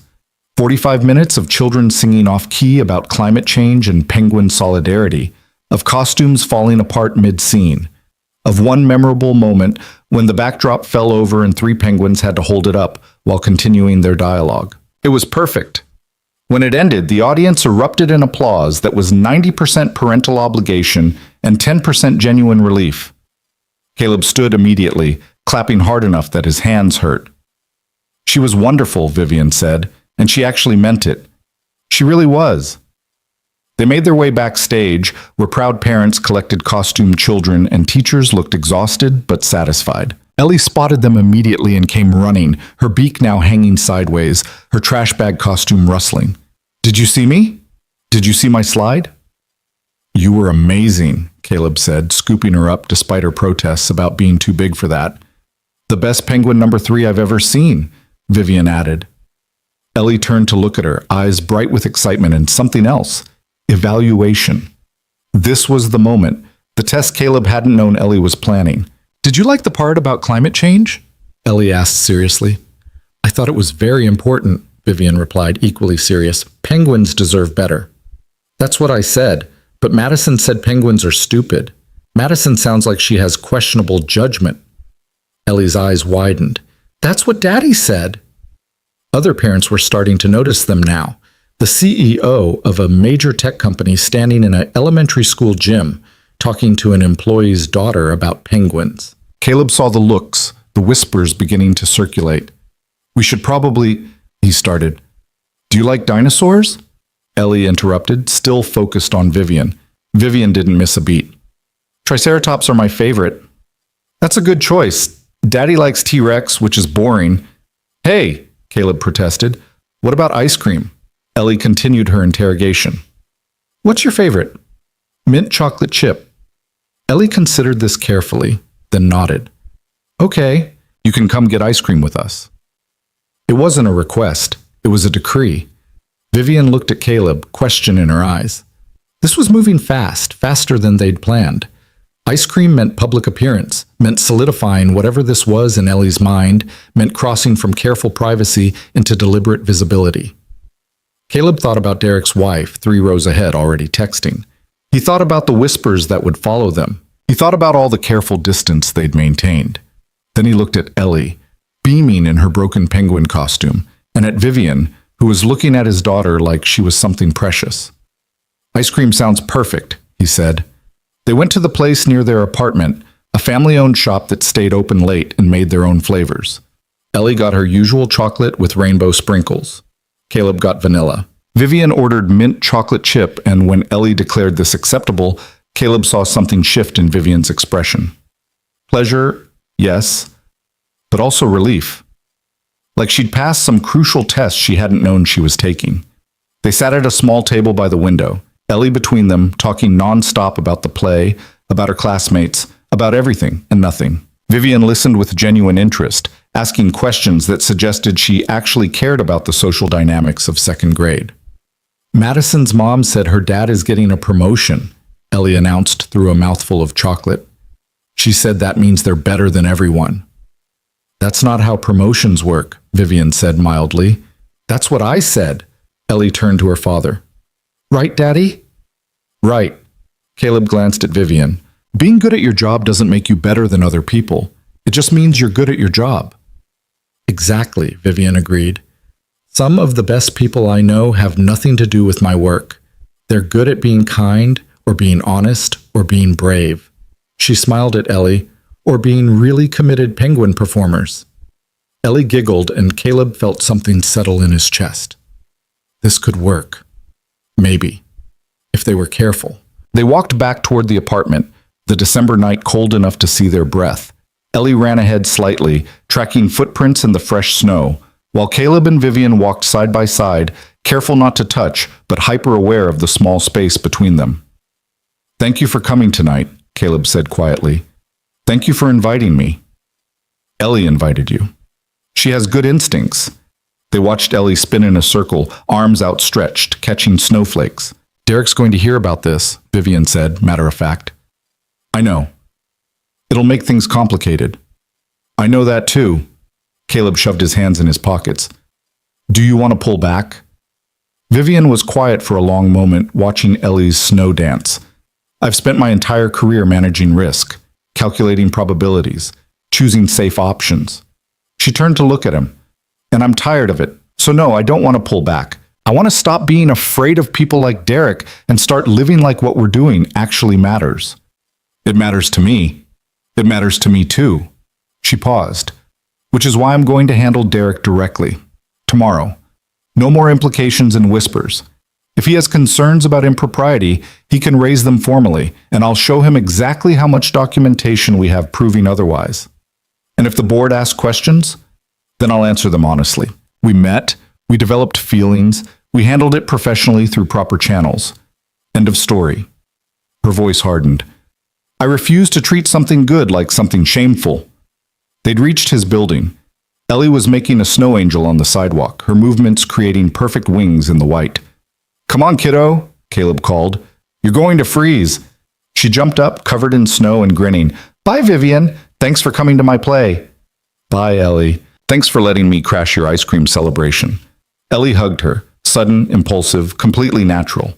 Vivian froze for just a second before returning the embrace, and Caleb saw her eyes close briefly, something vulnerable crossing her face. Then Ellie was running inside, leaving Caleb and Vivian alone on the snowy sidewalk. She's wonderful, Vivian said softly. She really is. I meant what I said about not pulling back. She met his eyes. I'm in this, Caleb. Whatever this is, wherever it goes, I'm in. Caleb wanted to kiss her. Standing there in the December snow, her cheeks flushed from cold, her guard completely down. He wanted to close the distance and make this real in a way that words couldn't. But Ellie was watching from the apartment window upstairs, and this moment was too important to rush. Me too, he said instead. I'm in too. Vivian smiled, and it transformed her face into something younger, lighter. Then I'll see you Saturday? Same coffee shop? Same coffee shop. She walked to her car and Caleb stood watching until she drove away, then headed inside where Ellie was waiting with questions he knew were coming. So? She demanded before he'd even closed the door. Is Vivian your girlfriend? I don't know yet. We're figuring it out. Well, I like her. She listened when I talked about the play, and she didn't check her phone like Madison's mom always does. Those are important qualities, and she knew Triceratops was a good choice. That's very smart. Ellie climbed onto the couch. You should probably keep her. I'll take that under advisement. That night, after Ellie was asleep, Caleb's phone rang. Not Vivian. Marcus Chen, his supervisor. Caleb, sorry to call so late. Quick question. Did you attend a school event tonight with Vivian Hale? His stomach dropped. Yes. She came to my daughter's school play. Okay. Marcus sounded tired. Derek Hartman just sent an email to the executive team raising concerns about appropriate boundaries. I need to document that the event was personal, not professional. It was completely personal. My daughter invited her. Good. Send me a quick email confirming that, and we should be fine. But Caleb? Marcus paused. I don't care about office politics, and your personal life is your business. But Derek's gunning for Vivian, and he's trying to use you to do it. Be careful. After hanging up, Caleb stared at his phone, anger building. Derek was weaponizing a 7-year-old school play. Using Ellie to create doubt about Vivian's judgment. This was exactly the instability he'd feared. But instead of pulling back, Caleb found himself pulling up Vivian's number. Hi, she answered. Everything okay? Marcus just called. Derek sent an email to the executive team about tonight. He heard her sharp intake of breath. Of course he did. I'm sorry. This is my fault. I should have... Stop. Her voice was firm. This is Derek being Derek. It has nothing to do with you. But if you'd just what? Hidden? Pretended we don't care about each other? Told your daughter she couldn't invite someone to her school play because of office politics? Vivian's voice softened. Caleb, I meant what I said. I'm done letting people like Derek dictate how I live my life. Even if it costs you? It won't cost me anything that matters. And if it does? She paused. Then maybe what I'm fighting for wasn't worth having anyway. After they hung up, Caleb sat in his dark living room, looking at the photo of Sarah on the bookshelf. For 5 years, he'd chosen safety over risk, predictability over possibility. He'd built a fortress around Ellie and himself, convinced that keeping everyone else out was the same as keeping them safe. But Ellie had invited Vivian to her play, had hugged her on the sidewalk, had declared with 7-year-old certainty that they should keep her. Maybe safety wasn't the fortress. Maybe safety was trusting the right people to help defend what mattered. His phone buzzed with a message from Vivian. Vivian, whatever Derek tries tomorrow, we handle it together. Deal? Caleb looked at those words, together, and felt something shift inside him. Caleb, deal, together. Outside, Chicago slept under its blanket of snow, and somewhere across the city, Derek Hartman was probably crafting his next move. But for the first time in years, Caleb wasn't planning his retreat. He was planning to stand his ground, and he wasn't doing it alone. Morning arrived with all the warmth of a corporate execution. Caleb was at his desk by 7:30, earlier than usual, running on 3 hours of sleep and too much coffee. The email to Marcus documenting the school play sat in his sent folder, clinical and professional, reducing Ellie's joy to bullet points about personal versus professional boundaries. His phone buzzed at 8:15. Vivian. Executive meeting at 9. Derek's calling for a discussion about leadership accountability. This should be interesting. Caleb, do you want me there? Vivian. No, this is my fight, but thank you for offering. Caleb. Let me know how it goes. Vivian. I will. And Caleb? Don't worry, I've handled worse than Derek Hartman. The hour between 8:15 and 9:15 stretched like taffy. Caleb tried to focus on work, budget reconciliations, quarterly projections, anything to keep his mind occupied. But his thoughts kept circling back to Vivian, alone in a boardroom with executives who'd been waiting for any excuse to question her authority. At 9:20, his phone rang. Marcus. Conference room 3, now. Caleb's blood went cold. What's happening? Just get here. Conference room 3 was on the executive floor, all glass walls and leather chairs that cost more than Caleb's monthly rent. When he arrived, Marcus was waiting outside, expression grim. What's going on? Caleb demanded. Derek's pushing for a formal investigation into potential conflicts of interest. He's claiming Vivian's relationship with you represents a pattern of unprofessional behavior. Marcus lowered his voice. They want your statement, on record. My statement about what? We've followed every protocol. I know, but Derek's spinning it differently. He's suggesting the protocols were manipulated, that the transfer was a cover-up rather than proper procedure. Marcus met his eyes. You need to be very careful what you say in there. They're looking for inconsistencies. The conference room held 5 people when Caleb entered. Vivian sat at one end of the table, spine straight, expression controlled. Derek occupied the opposite end, looking smug. Between them sat 3 board members Caleb recognized from company communications: Richard Morrison, the board chairman, Sandra Chen, head of the audit committee, and Michael Torres, who'd been with Westbrook since its founding. Mr. Morgan, Richard said, gesturing to an empty chair. Thank you for joining us.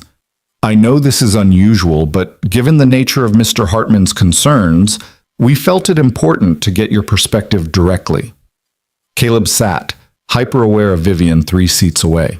She met his eyes briefly, and in that moment, he saw everything she wasn't saying. Trust me. Don't panic.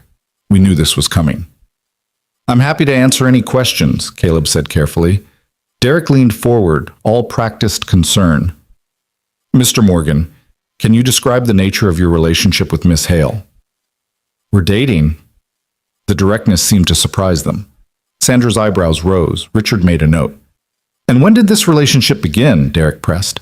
We had our first dinner on November 20th. We began dating, officially, in early December, after my departmental transfer was finalized.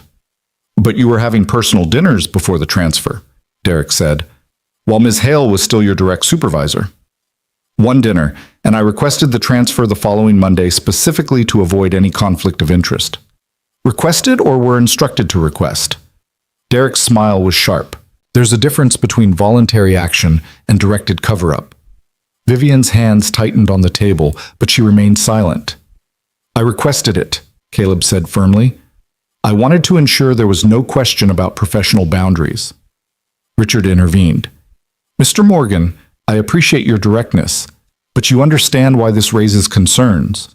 The CEO having a romantic relationship with an employee creates inherent power dynamics, regardless of reporting structure. I do understand, which is why we've been extremely careful about documentation, about maintaining professional separation at work, about ensuring every interaction is above reproach. Caleb looked directly at Richard. I'm not naive about the complications, but we've handled this the right way. Have you? Derek pulled out a folder, sliding papers across the table. Because I have documented instances of Ms. Hale showing preferential treatment. Your performance review scores increased 20% after your first dinner. Your project assignment suddenly aligned with high visibility initiatives.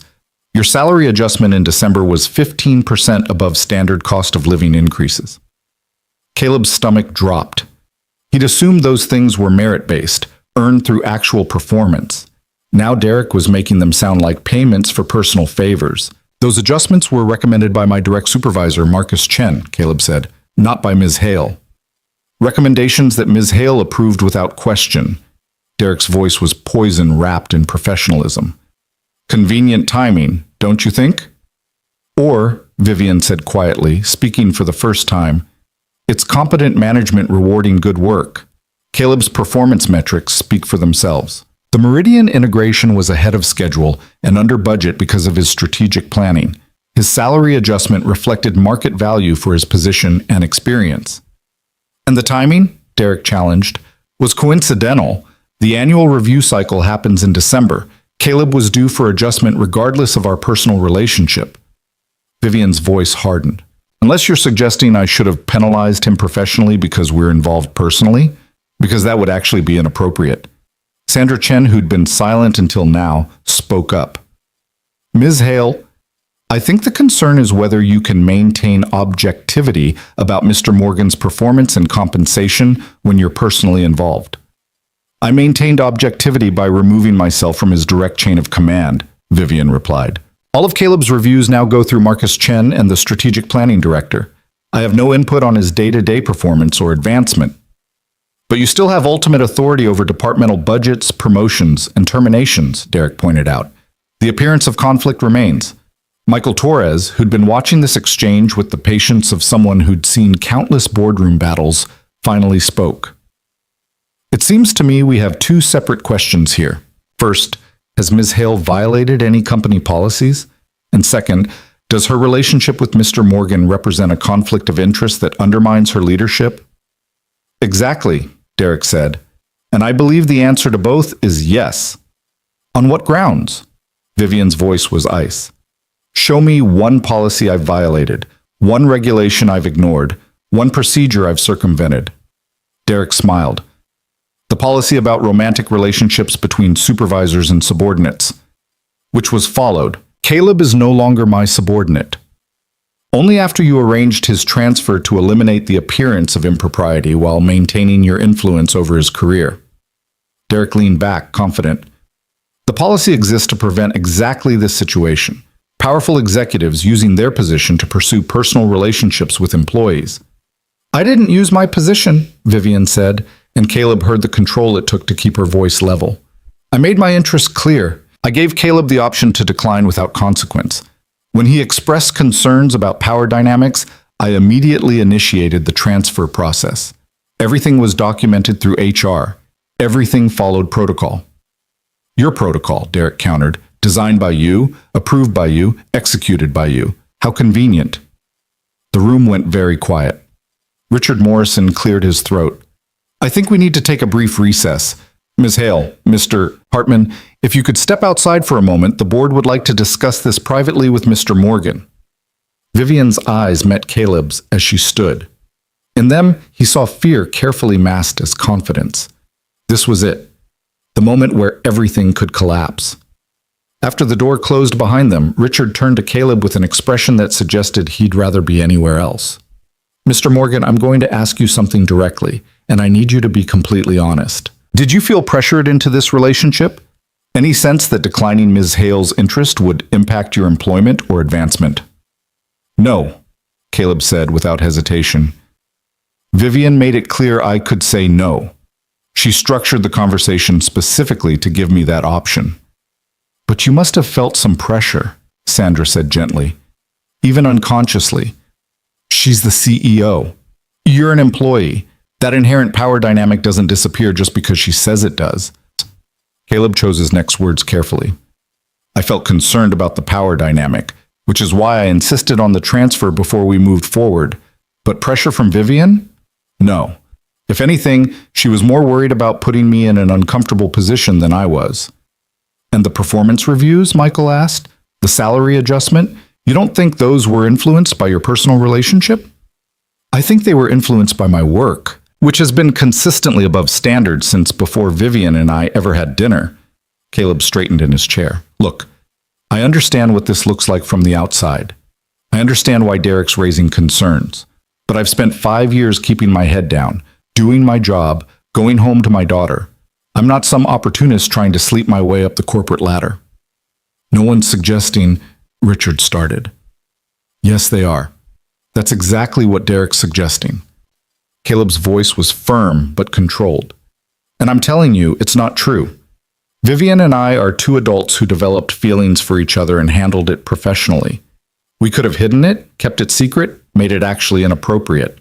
Instead, we documented everything, transferred departments, and went through proper channels, and now we're being punished for doing it right. The 3 board members exchanged glances. Mr. Morgan, Sandra said quietly, if this relationship were to end badly, do you believe you could continue working here under Ms. Hale's leadership? The question landed like a grenade. I don't know, Caleb admitted.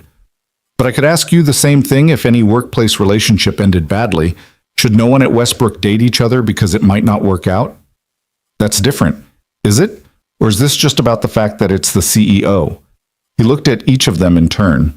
Because if the issue is that Vivian's too powerful to have a personal life, that seems like a problem with how we view leadership, not with how we view relationships. Michael Torres almost smiled. That's a fair point. Richard stood, signaling the conversation was ending. Thank you, Mr. Morgan. You can go. We'll discuss this with Mrs. Hale and Mr. Hartman and make a determination. Caleb walked out on shaking legs. Vivian and Derek were in separate corners of the hallway, carefully not looking at each other. Vivian's eyes found his immediately, questioning. He gave her the smallest nod. I told the truth. That's all I could do. Back at his desk, Caleb couldn't focus. The morning stretched into afternoon with no word from the executive floor.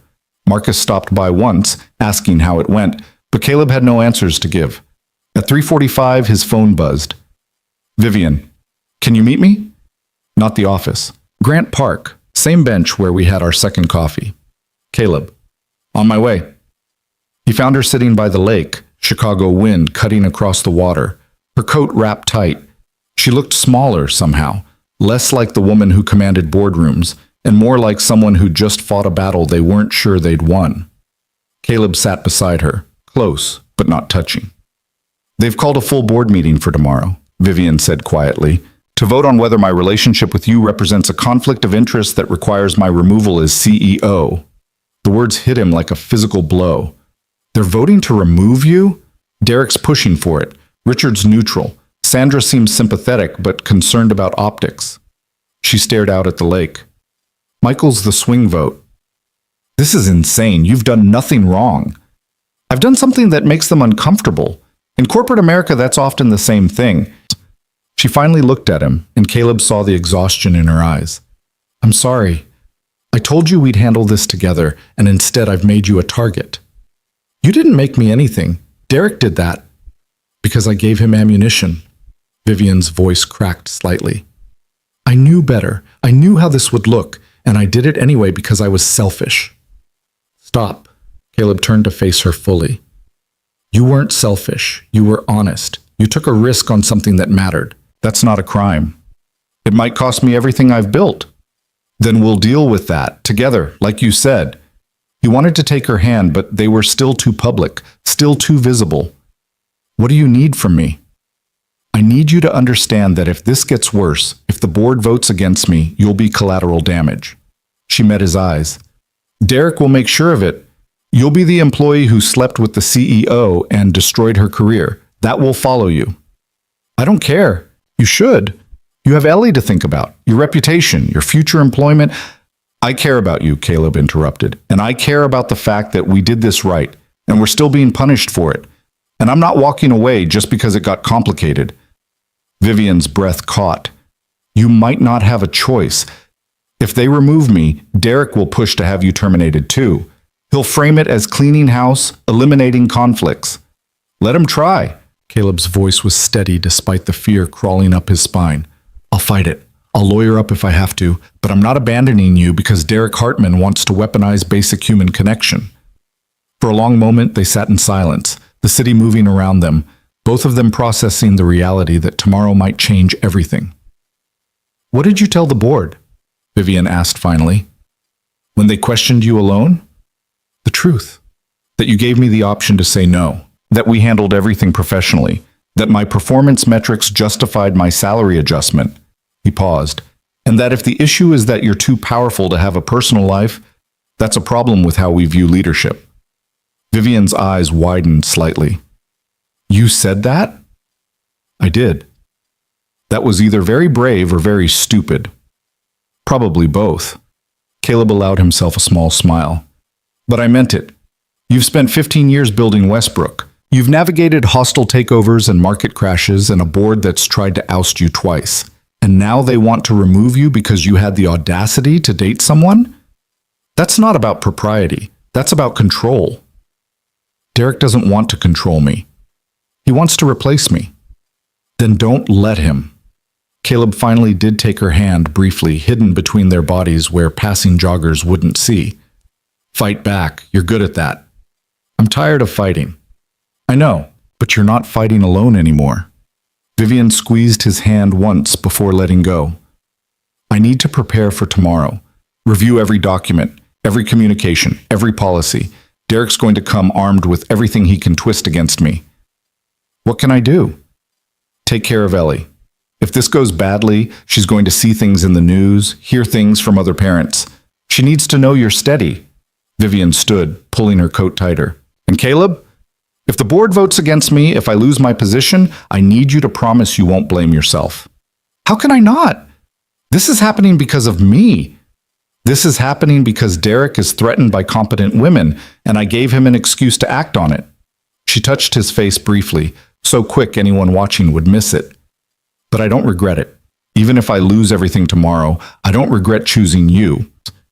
She walked away before he could respond, and Caleb sat alone on the bench, watching the lake turn gray as the sun set behind him. That night, Ellie noticed something was wrong. "You're quiet," she said over dinner, pushing her mac and cheese around her plate. "Just thinking about work stuff." "Is it about Vivian?" Caleb looked up sharply. "What makes you say that?" "Because you get a different kind of quiet when it's about her." Ellie's voice was matter-of-fact. "Like you're worried, but also not worried. It's weird." 7 years old and already reading him like a book.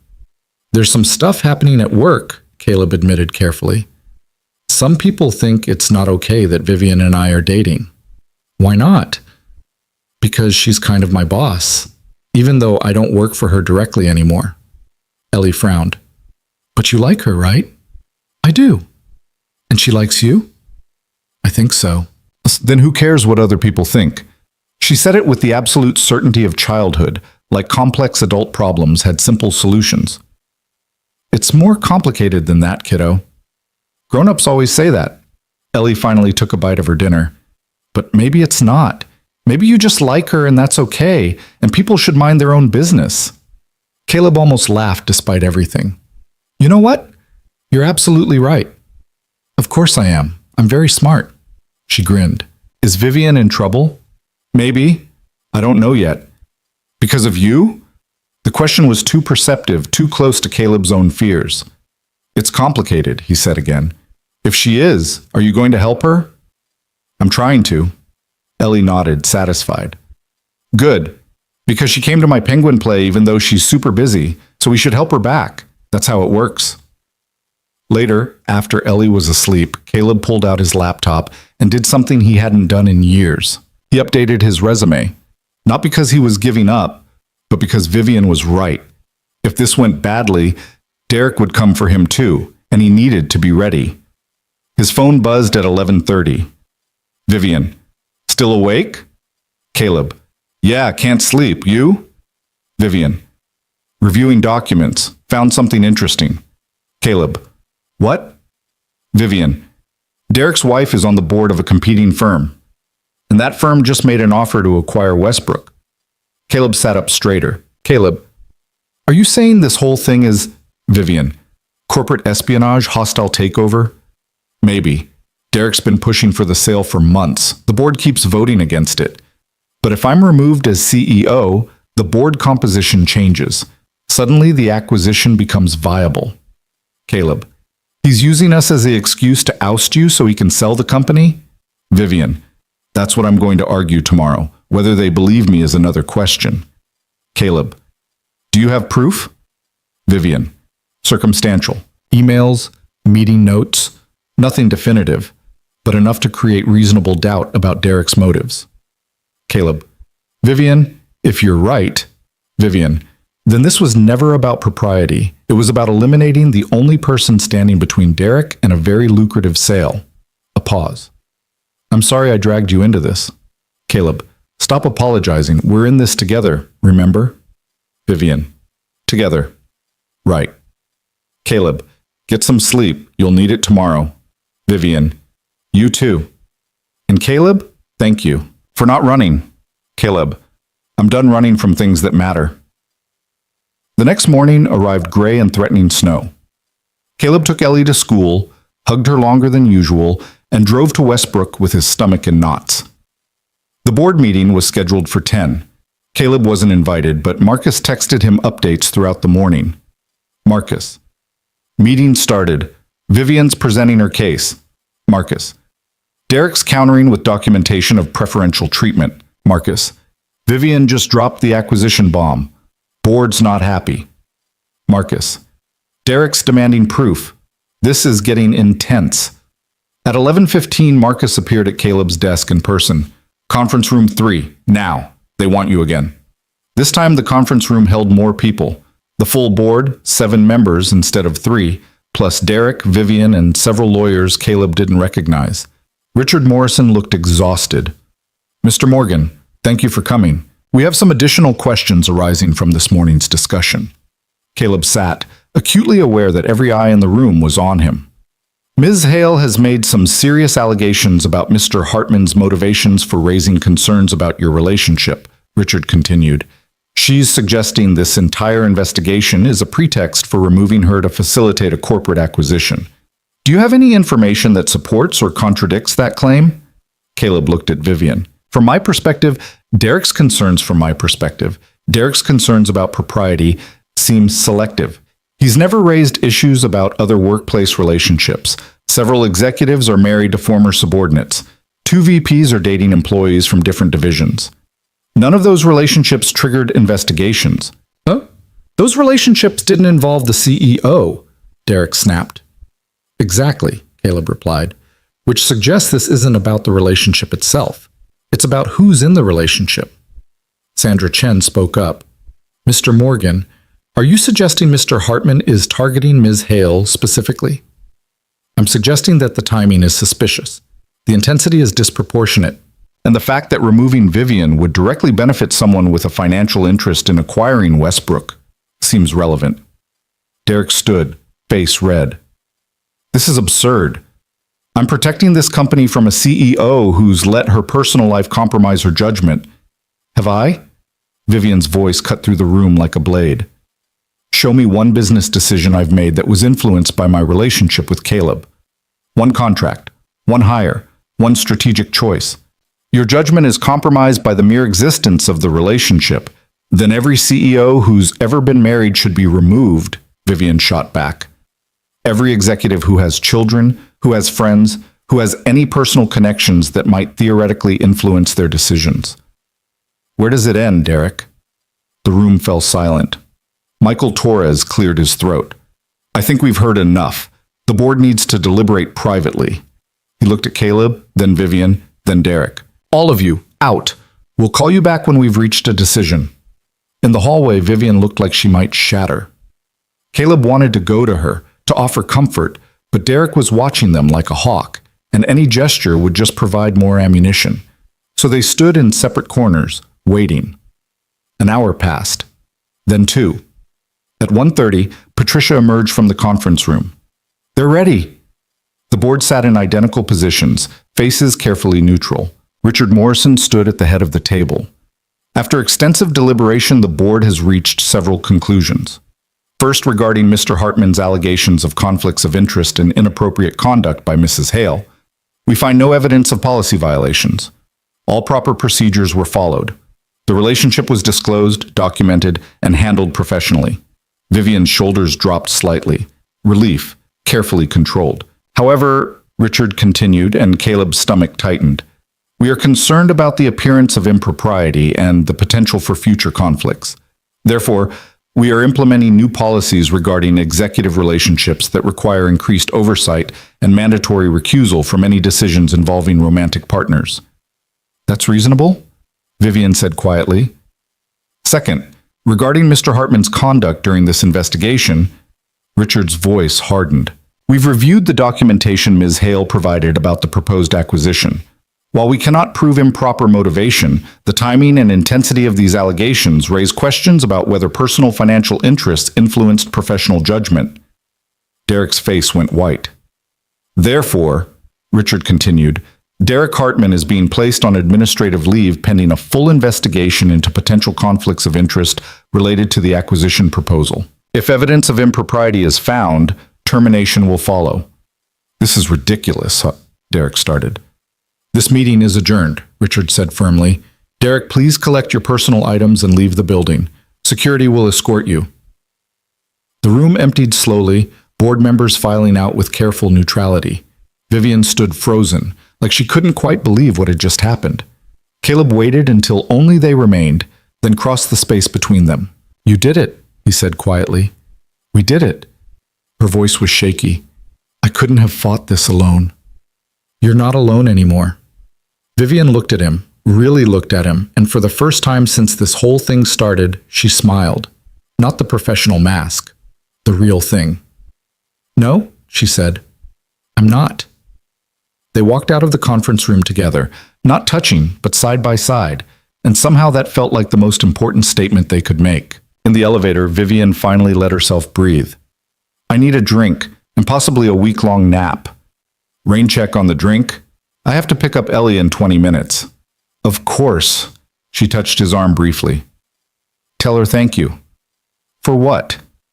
For reminding me what actually matters, for drawing pictures with 3 people holding hands, for being perceptive enough to know we should keep each other. Vivian's eyes were bright. She's pretty smart, your daughter. Yeah, Caleb said softly. She really is. That evening, over pizza that Ellie insisted tasted better because they were celebrating, Caleb told her what he could about the day. So Vivian's okay? Ellie asked around a mouthful of cheese. She's okay. And you're okay? I'm okay too. And the mean people at work? Are going to leave us alone now. Ellie nodded, satisfied. Good, because I already invited Vivian to my birthday party next month, and it would be weird if she couldn't come because of work stuff. Caleb nearly choked on his pizza. You did what? Invited her to my birthday party. She said yes. Ellie grinned. Is that okay? Looking at his daughter, covered in pizza sauce, completely confident in her social planning, utterly certain that the important people in her life should be part of her celebrations, Caleb felt something settle into place. Yeah, kiddo, he said. That's more than okay. Later, after Ellie was asleep, Caleb texted Vivian. Caleb, apparently you've been invited to a birthday party next month. Vivian, Ellie mentioned it. I hope that's all right. Caleb, it's perfect. Fair warning. Second-grade birthday parties make penguin plays look calm and organized. Vivian, I've survived hostile board meetings. I think I can handle some cake and presents. Caleb, famous last words. Vivian, Caleb? Caleb, yeah? Vivian, thank you for today, for all of it. Caleb, we're in this together, remember? Vivian, together. I like the sound of that. Caleb set down his phone and looked around his small apartment, the place he'd built as a fortress, the life he'd structured around safety and predictability and careful control. It didn't feel like a fortress anymore. It felt like a beginning. The weeks after the board meeting moved differently than before. Not faster or slower, but lighter somehow. Like a weight had been lifted that Caleb hadn't fully realized he'd been carrying. Derek Hartman's administrative leave turned into resignation 2 weeks later, followed by a carefully worded press release about pursuing other opportunities. The acquisition attempt died quietly, and Westbrook's stock actually rose when investors realized the company wasn't being gutted for parts. Life settled into something that resembled normal, except normal now included Vivian. She started appearing at their apartment on Sunday mornings, bringing bagels and the newspaper, sitting cross-legged on the floor with Ellie building increasingly complex Lego structures. She learned the names of Ellie's stuffed animals, all 17 of them, and their individual personalities.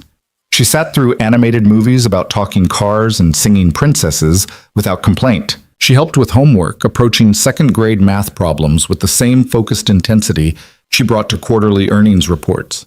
And slowly, carefully, she became part of the fabric of their lives.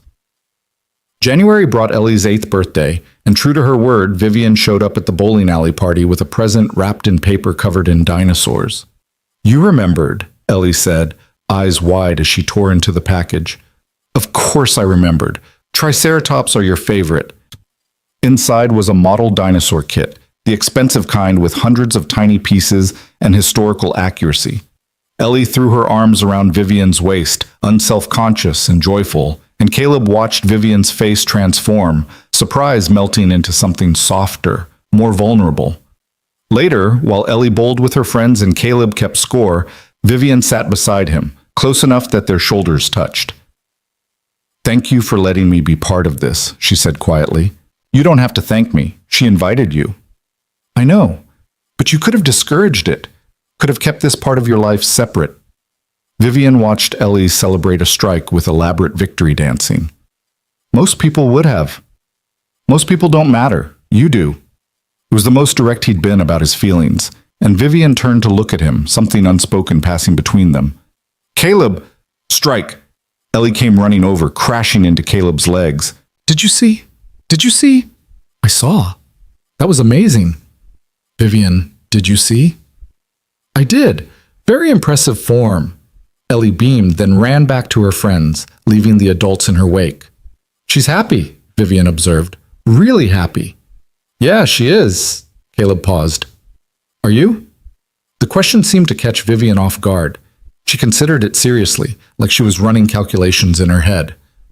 "I am," she said finally, and it sounded like a revelation. "I'm actually happy. When did that happen?" "Probably around the time you started caring about Lego architecture and penguin plays." "Probably." She smiled, and it was the smile Caleb had learned meant she was about to say something important. "I've been thinking." Whatever she'd been about to say was interrupted by 12 eight-year-olds demanding pizza, but Caleb filed the moment away for later. That later came 2 weeks into February, when Chicago was buried under 18 inches of snow, and the city had that hushed, magical quality that heavy snowfall brings. Ellie was at a sleepover, her first overnight at a friend's house, which Caleb had agonized over before finally, reluctantly, agreeing to. Which meant for the first time since they'd started dating, he and Vivian had an entire evening alone. They'd planned dinner at a quiet restaurant, something nice but not too formal. Instead, they ended up at Caleb's apartment with takeout containers spread across the coffee table, snow falling past the windows, the city muffled and distant. "I had a whole speech planned," Vivian said, setting down her chopsticks. "Very eloquent. Probably too formal. Definitely overthought." "You? Overthinking?" Caleb smiled. "Shocking." "I'm serious." She turned to face him fully. "I've been trying to find the right words for weeks, and I keep failing because there aren't right words for this." Caleb's heart started beating faster. "For what?"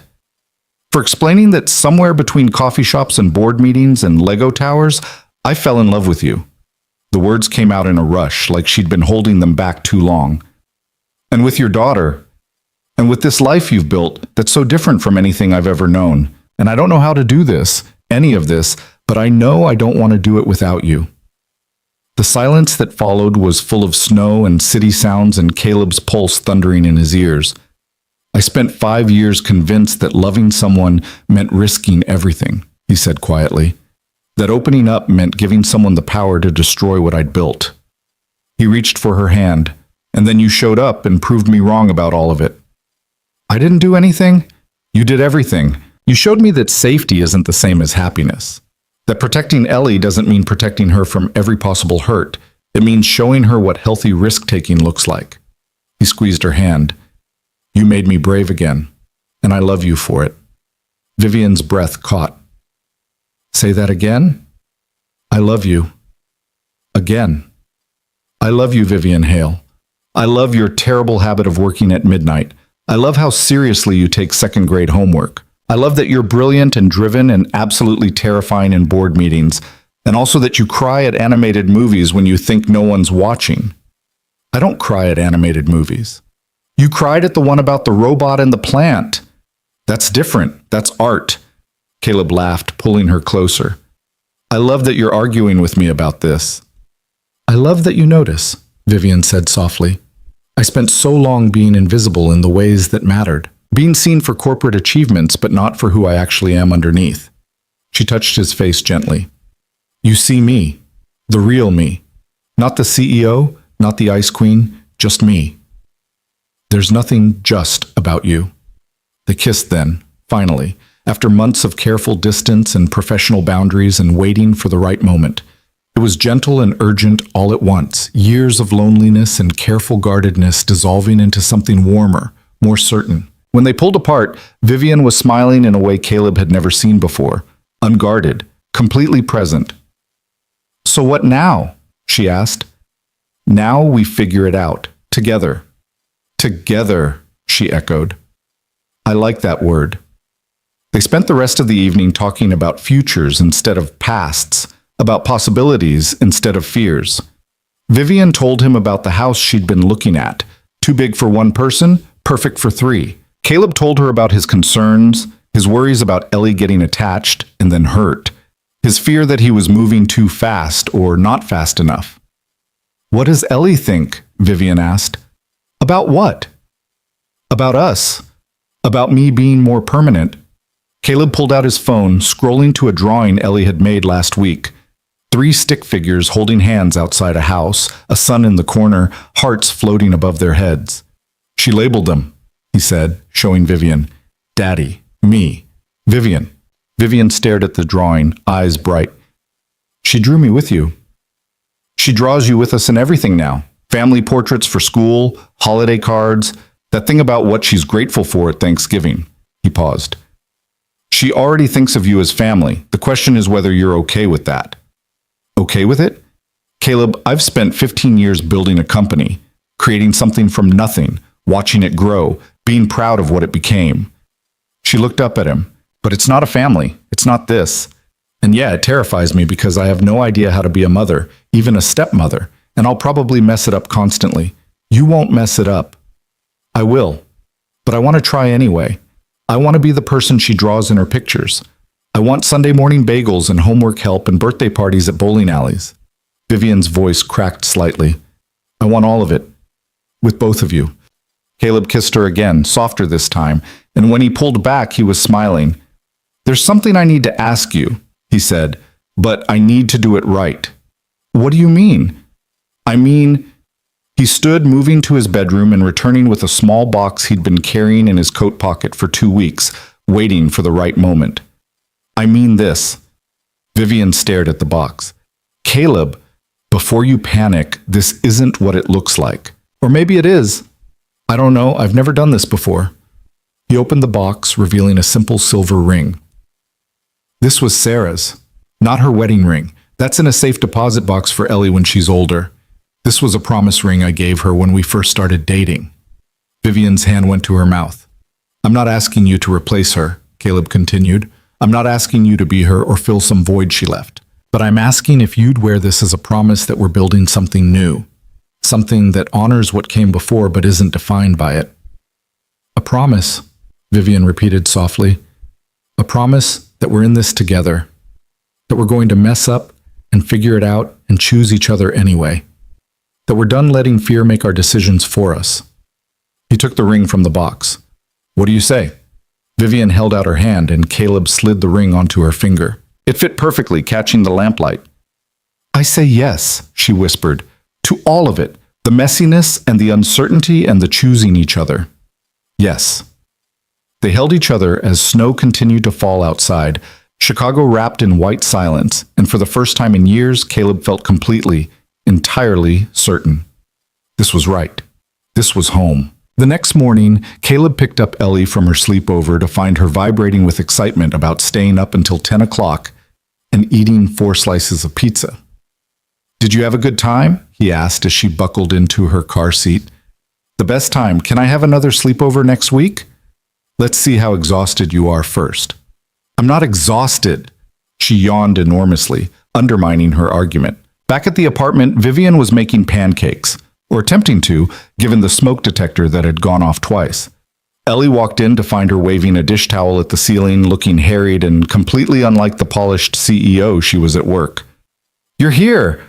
Ellie dropped her overnight bag and ran to hug Vivian's legs. Are you making breakfast? I'm trying. The pancakes are rebelling. Daddy's better at pancakes, but yours probably taste okay. It was the most generous compliment an 8-year-old could give. They ate slightly burnt pancakes at the kitchen table, Ellie talking non-stop about her sleepover, Caleb and Vivian exchanging glances over her head. At one point, Vivian's hand moved to touch the ring on her finger, turning it absently, and Ellie noticed immediately. That's pretty, she said, syrup dripping from her fork. Is it new? Vivian and Caleb exchanged another glance. They talked about how to tell Ellie, when to tell her, what words to use. Now the moment was here, unplanned and perfect in its ordinariness. It is new, Vivian said carefully. Your dad gave it to me last night. Ellie's eyes widened. Like an engagement ring? Sort of. It's a promise ring. What kind of promise? Vivian looked at Caleb and he nodded. Go ahead. A promise that I'm going to be around for a long time, Vivian said, that I care about you and your dad very much, and that I want to be part of your family, if that's okay with you.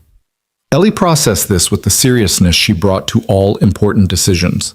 She looked at the ring, then at Vivian, then at her father. Does this mean you're going to marry her? She asked Caleb. Eventually, probably, if she'll have me. I already drew pictures of us together, Ellie said pragmatically, so it would be weird if you didn't. She took another bite of pancake. Can I be a flower girl? Absolutely, Vivian said, laughing with relief. And can we get a dog? That's a separate negotiation, Caleb interjected. But you're not saying no? I'm not saying no. Ellie grinned, satisfied, and went back to her pancakes like they'd just discussed weekend plans instead of the fundamental restructuring of their family. Later, after Ellie had fallen asleep on the couch watching cartoons, exhaustion finally catching up with her, Caleb and Vivian stood by the window watching the city. That went better than expected, Vivian said. She's been ready for this longer than we have. Smart kid. The smartest. Caleb wrapped an arm around her waist. You know this changes everything, right? I know. Work will be different. People will have opinions. There'll be more scrutiny, more judgment, more Derek Hartmans waiting to use this against us. Let them try. Vivian leaned into him.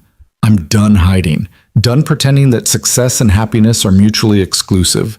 Done letting other people's fears dictate my choices. That's very inspiring. You should put it in a keynote speech. I'm serious. For 15 years, I built walls. Professional distance, emotional control, never letting anyone see weakness. She turned to face him. And then you showed up and proved that walls aren't strength. They're just loneliness with better architecture. I'm stealing that line. Steal away. I have plenty more where that came from. They stood together in comfortable silence, watching Chicago move through its Sunday afternoon rhythms. Somewhere in the city, people were making the same choices they'd made, choosing risk over safety, connection over isolation, messy reality over controlled emptiness. When should we tell work? Caleb asked. Monday. Official announcement, full transparency.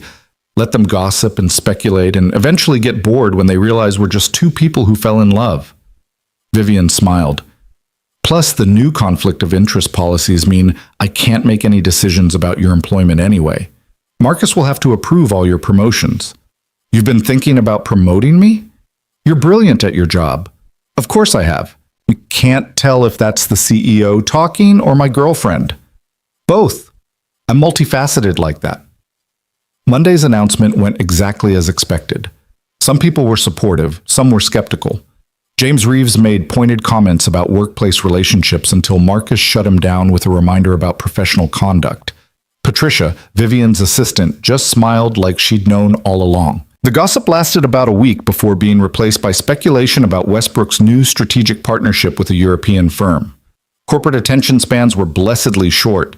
March brought warmer weather and longer days, and with them, conversations about the future that felt less hypothetical and more concrete. Vivian put an offer on the house she'd been looking at, a 3-bedroom in Lincoln Park, with a yard big enough for the dog Ellie was already planning to get. Caleb met her parents over an awkward but ultimately sweet dinner where her father grilled him about his intentions, and her mother kept asking Ellie about school. They didn't rush, didn't push for big dramatic gestures or immediate changes. Instead, they let the relationship unfold naturally. Weekend trips to museums, quiet dinners after Ellie's bedtime, family movie nights that always ended with Ellie asleep between them on the couch. In April, Vivian moved into the new house, and Ellie helped her unpack, insisting on arranging all the kitchen items by color coordination rather than function. Caleb and Ellie's apartment became a weekend retreat, a place to escape to when the new house felt too big or too new. By May, they'd fallen into a rhythm that felt less like careful negotiation and more like actual life. Ellie had her own room at Vivian's house, decorated with posters of dinosaurs and outer space. They'd established family dinner night every Tuesday, sacred and inviolate. Vivian had learned to braid hair from YouTube videos just like Caleb had years ago, and Ellie declared her French braids acceptable but not perfect. It was messy and complicated and nothing like what Caleb had planned when he'd built his careful fortress of predictability. It was perfect. One Saturday in late June, nearly 8 months after that first dinner invitation, Caleb stood in the backyard of Vivian's house watching Ellie chase fireflies in the dusk. Vivian sat beside him on the porch steps, her hand in his, both of them content to just watch. "I've been thinking," Vivian said quietly. "Dangerous habit." "I'm serious. I've been thinking about that first dinner when I told you I was tired of pretending success was enough. I remember. I didn't really understand what I was saying back then. I thought I was just lonely, just tired of empty evenings and professional accomplishments that felt hollow." She squeezed his hand. "But it was more than that. I was terrified of being vulnerable, of admitting that I'd built this incredible career and lost myself in the process." "You didn't lose yourself, you just buried yourself under responsibilities and expectations. Same result." She watched Ellie catch a firefly, examine it briefly, then release it. "But you helped me excavate, you and Ellie both. You reminded me that there's more to life than quarterly earnings and strategic positioning. I didn't do anything except show up." "That's everything, though, showing up, being present, choosing connection over isolation." Vivian turned to look at him, and in the twilight her eyes were soft. "You saved my life, Caleb Morgan. Not dramatically, not with grand gestures, but slowly, consistently, by just being exactly who you are. You saved mine too. You made me brave. We made each other brave," she corrected. "That's how this works, right? We choose each other, every day, and that choosing makes us stronger." "Is this still about that first dinner, or are you building to something?" Vivian smiled, and there was mischief in it. "Maybe both." She stood, pulling him to his feet. "Come with me." She led him inside, away from Ellie's firefly hunting, to the living room where she'd been keeping a box hidden behind the couch. She pulled it out now, setting it on the coffee table. "What is this?" Caleb asked. "Open it." Inside was a model dinosaur, not a kit like she'd given Ellie, but a completed sculpture, professionally crafted, beautiful in its detail. A triceratops specifically, with 3 people riding on its back. Tiny figures that, when Caleb looked closer, he recognized. A man, a woman, and a small child with pigtails. "I had it commissioned," Vivian said, "after the birthday party. I wanted to capture what Ellie keeps drawing, the 3 of us together, building something new." Caleb stared at the sculpture, throat tight. "It's perfect. There's more." She reached into the box again, pulling out a small envelope. "I've been carrying this around for 3 weeks, trying to find the right moment. Then I realized there is no right moment, just moments we choose to make meaningful." Inside the envelope was a document, legal papers, adoption forms. "I want to adopt Ellie," Vivian said quietly.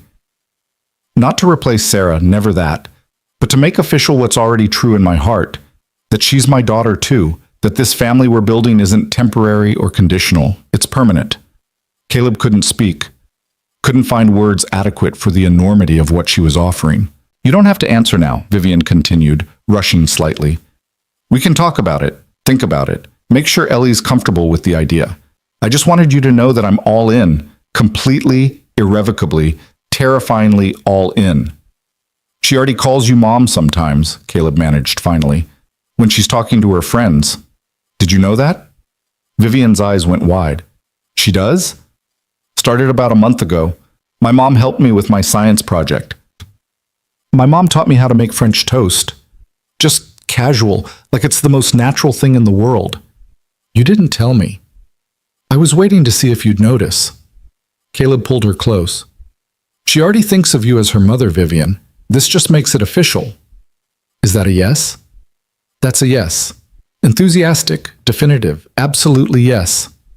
They held each other as the room darkened around them, the sculpture on the table catching the last rays of sunlight through the window. Outside, Ellie's laughter rang out, pure and joyful.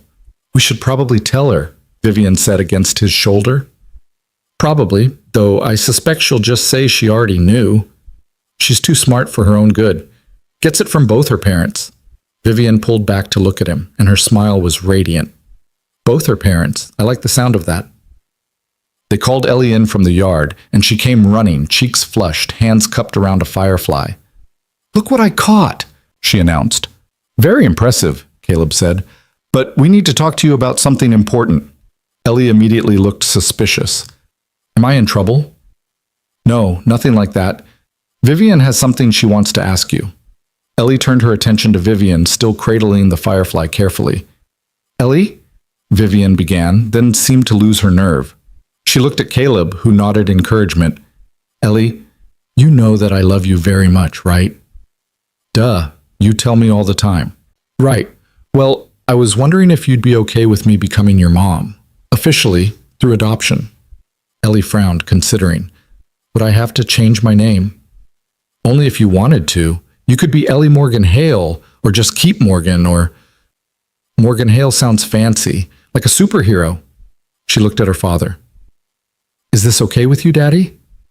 It's more than okay. It's what I want. But only if it's what you want too.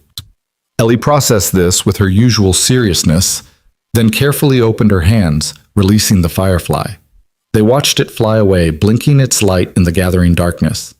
Okay, she said finally. You can be my mom, but I still get to call you Vivian sometimes, right?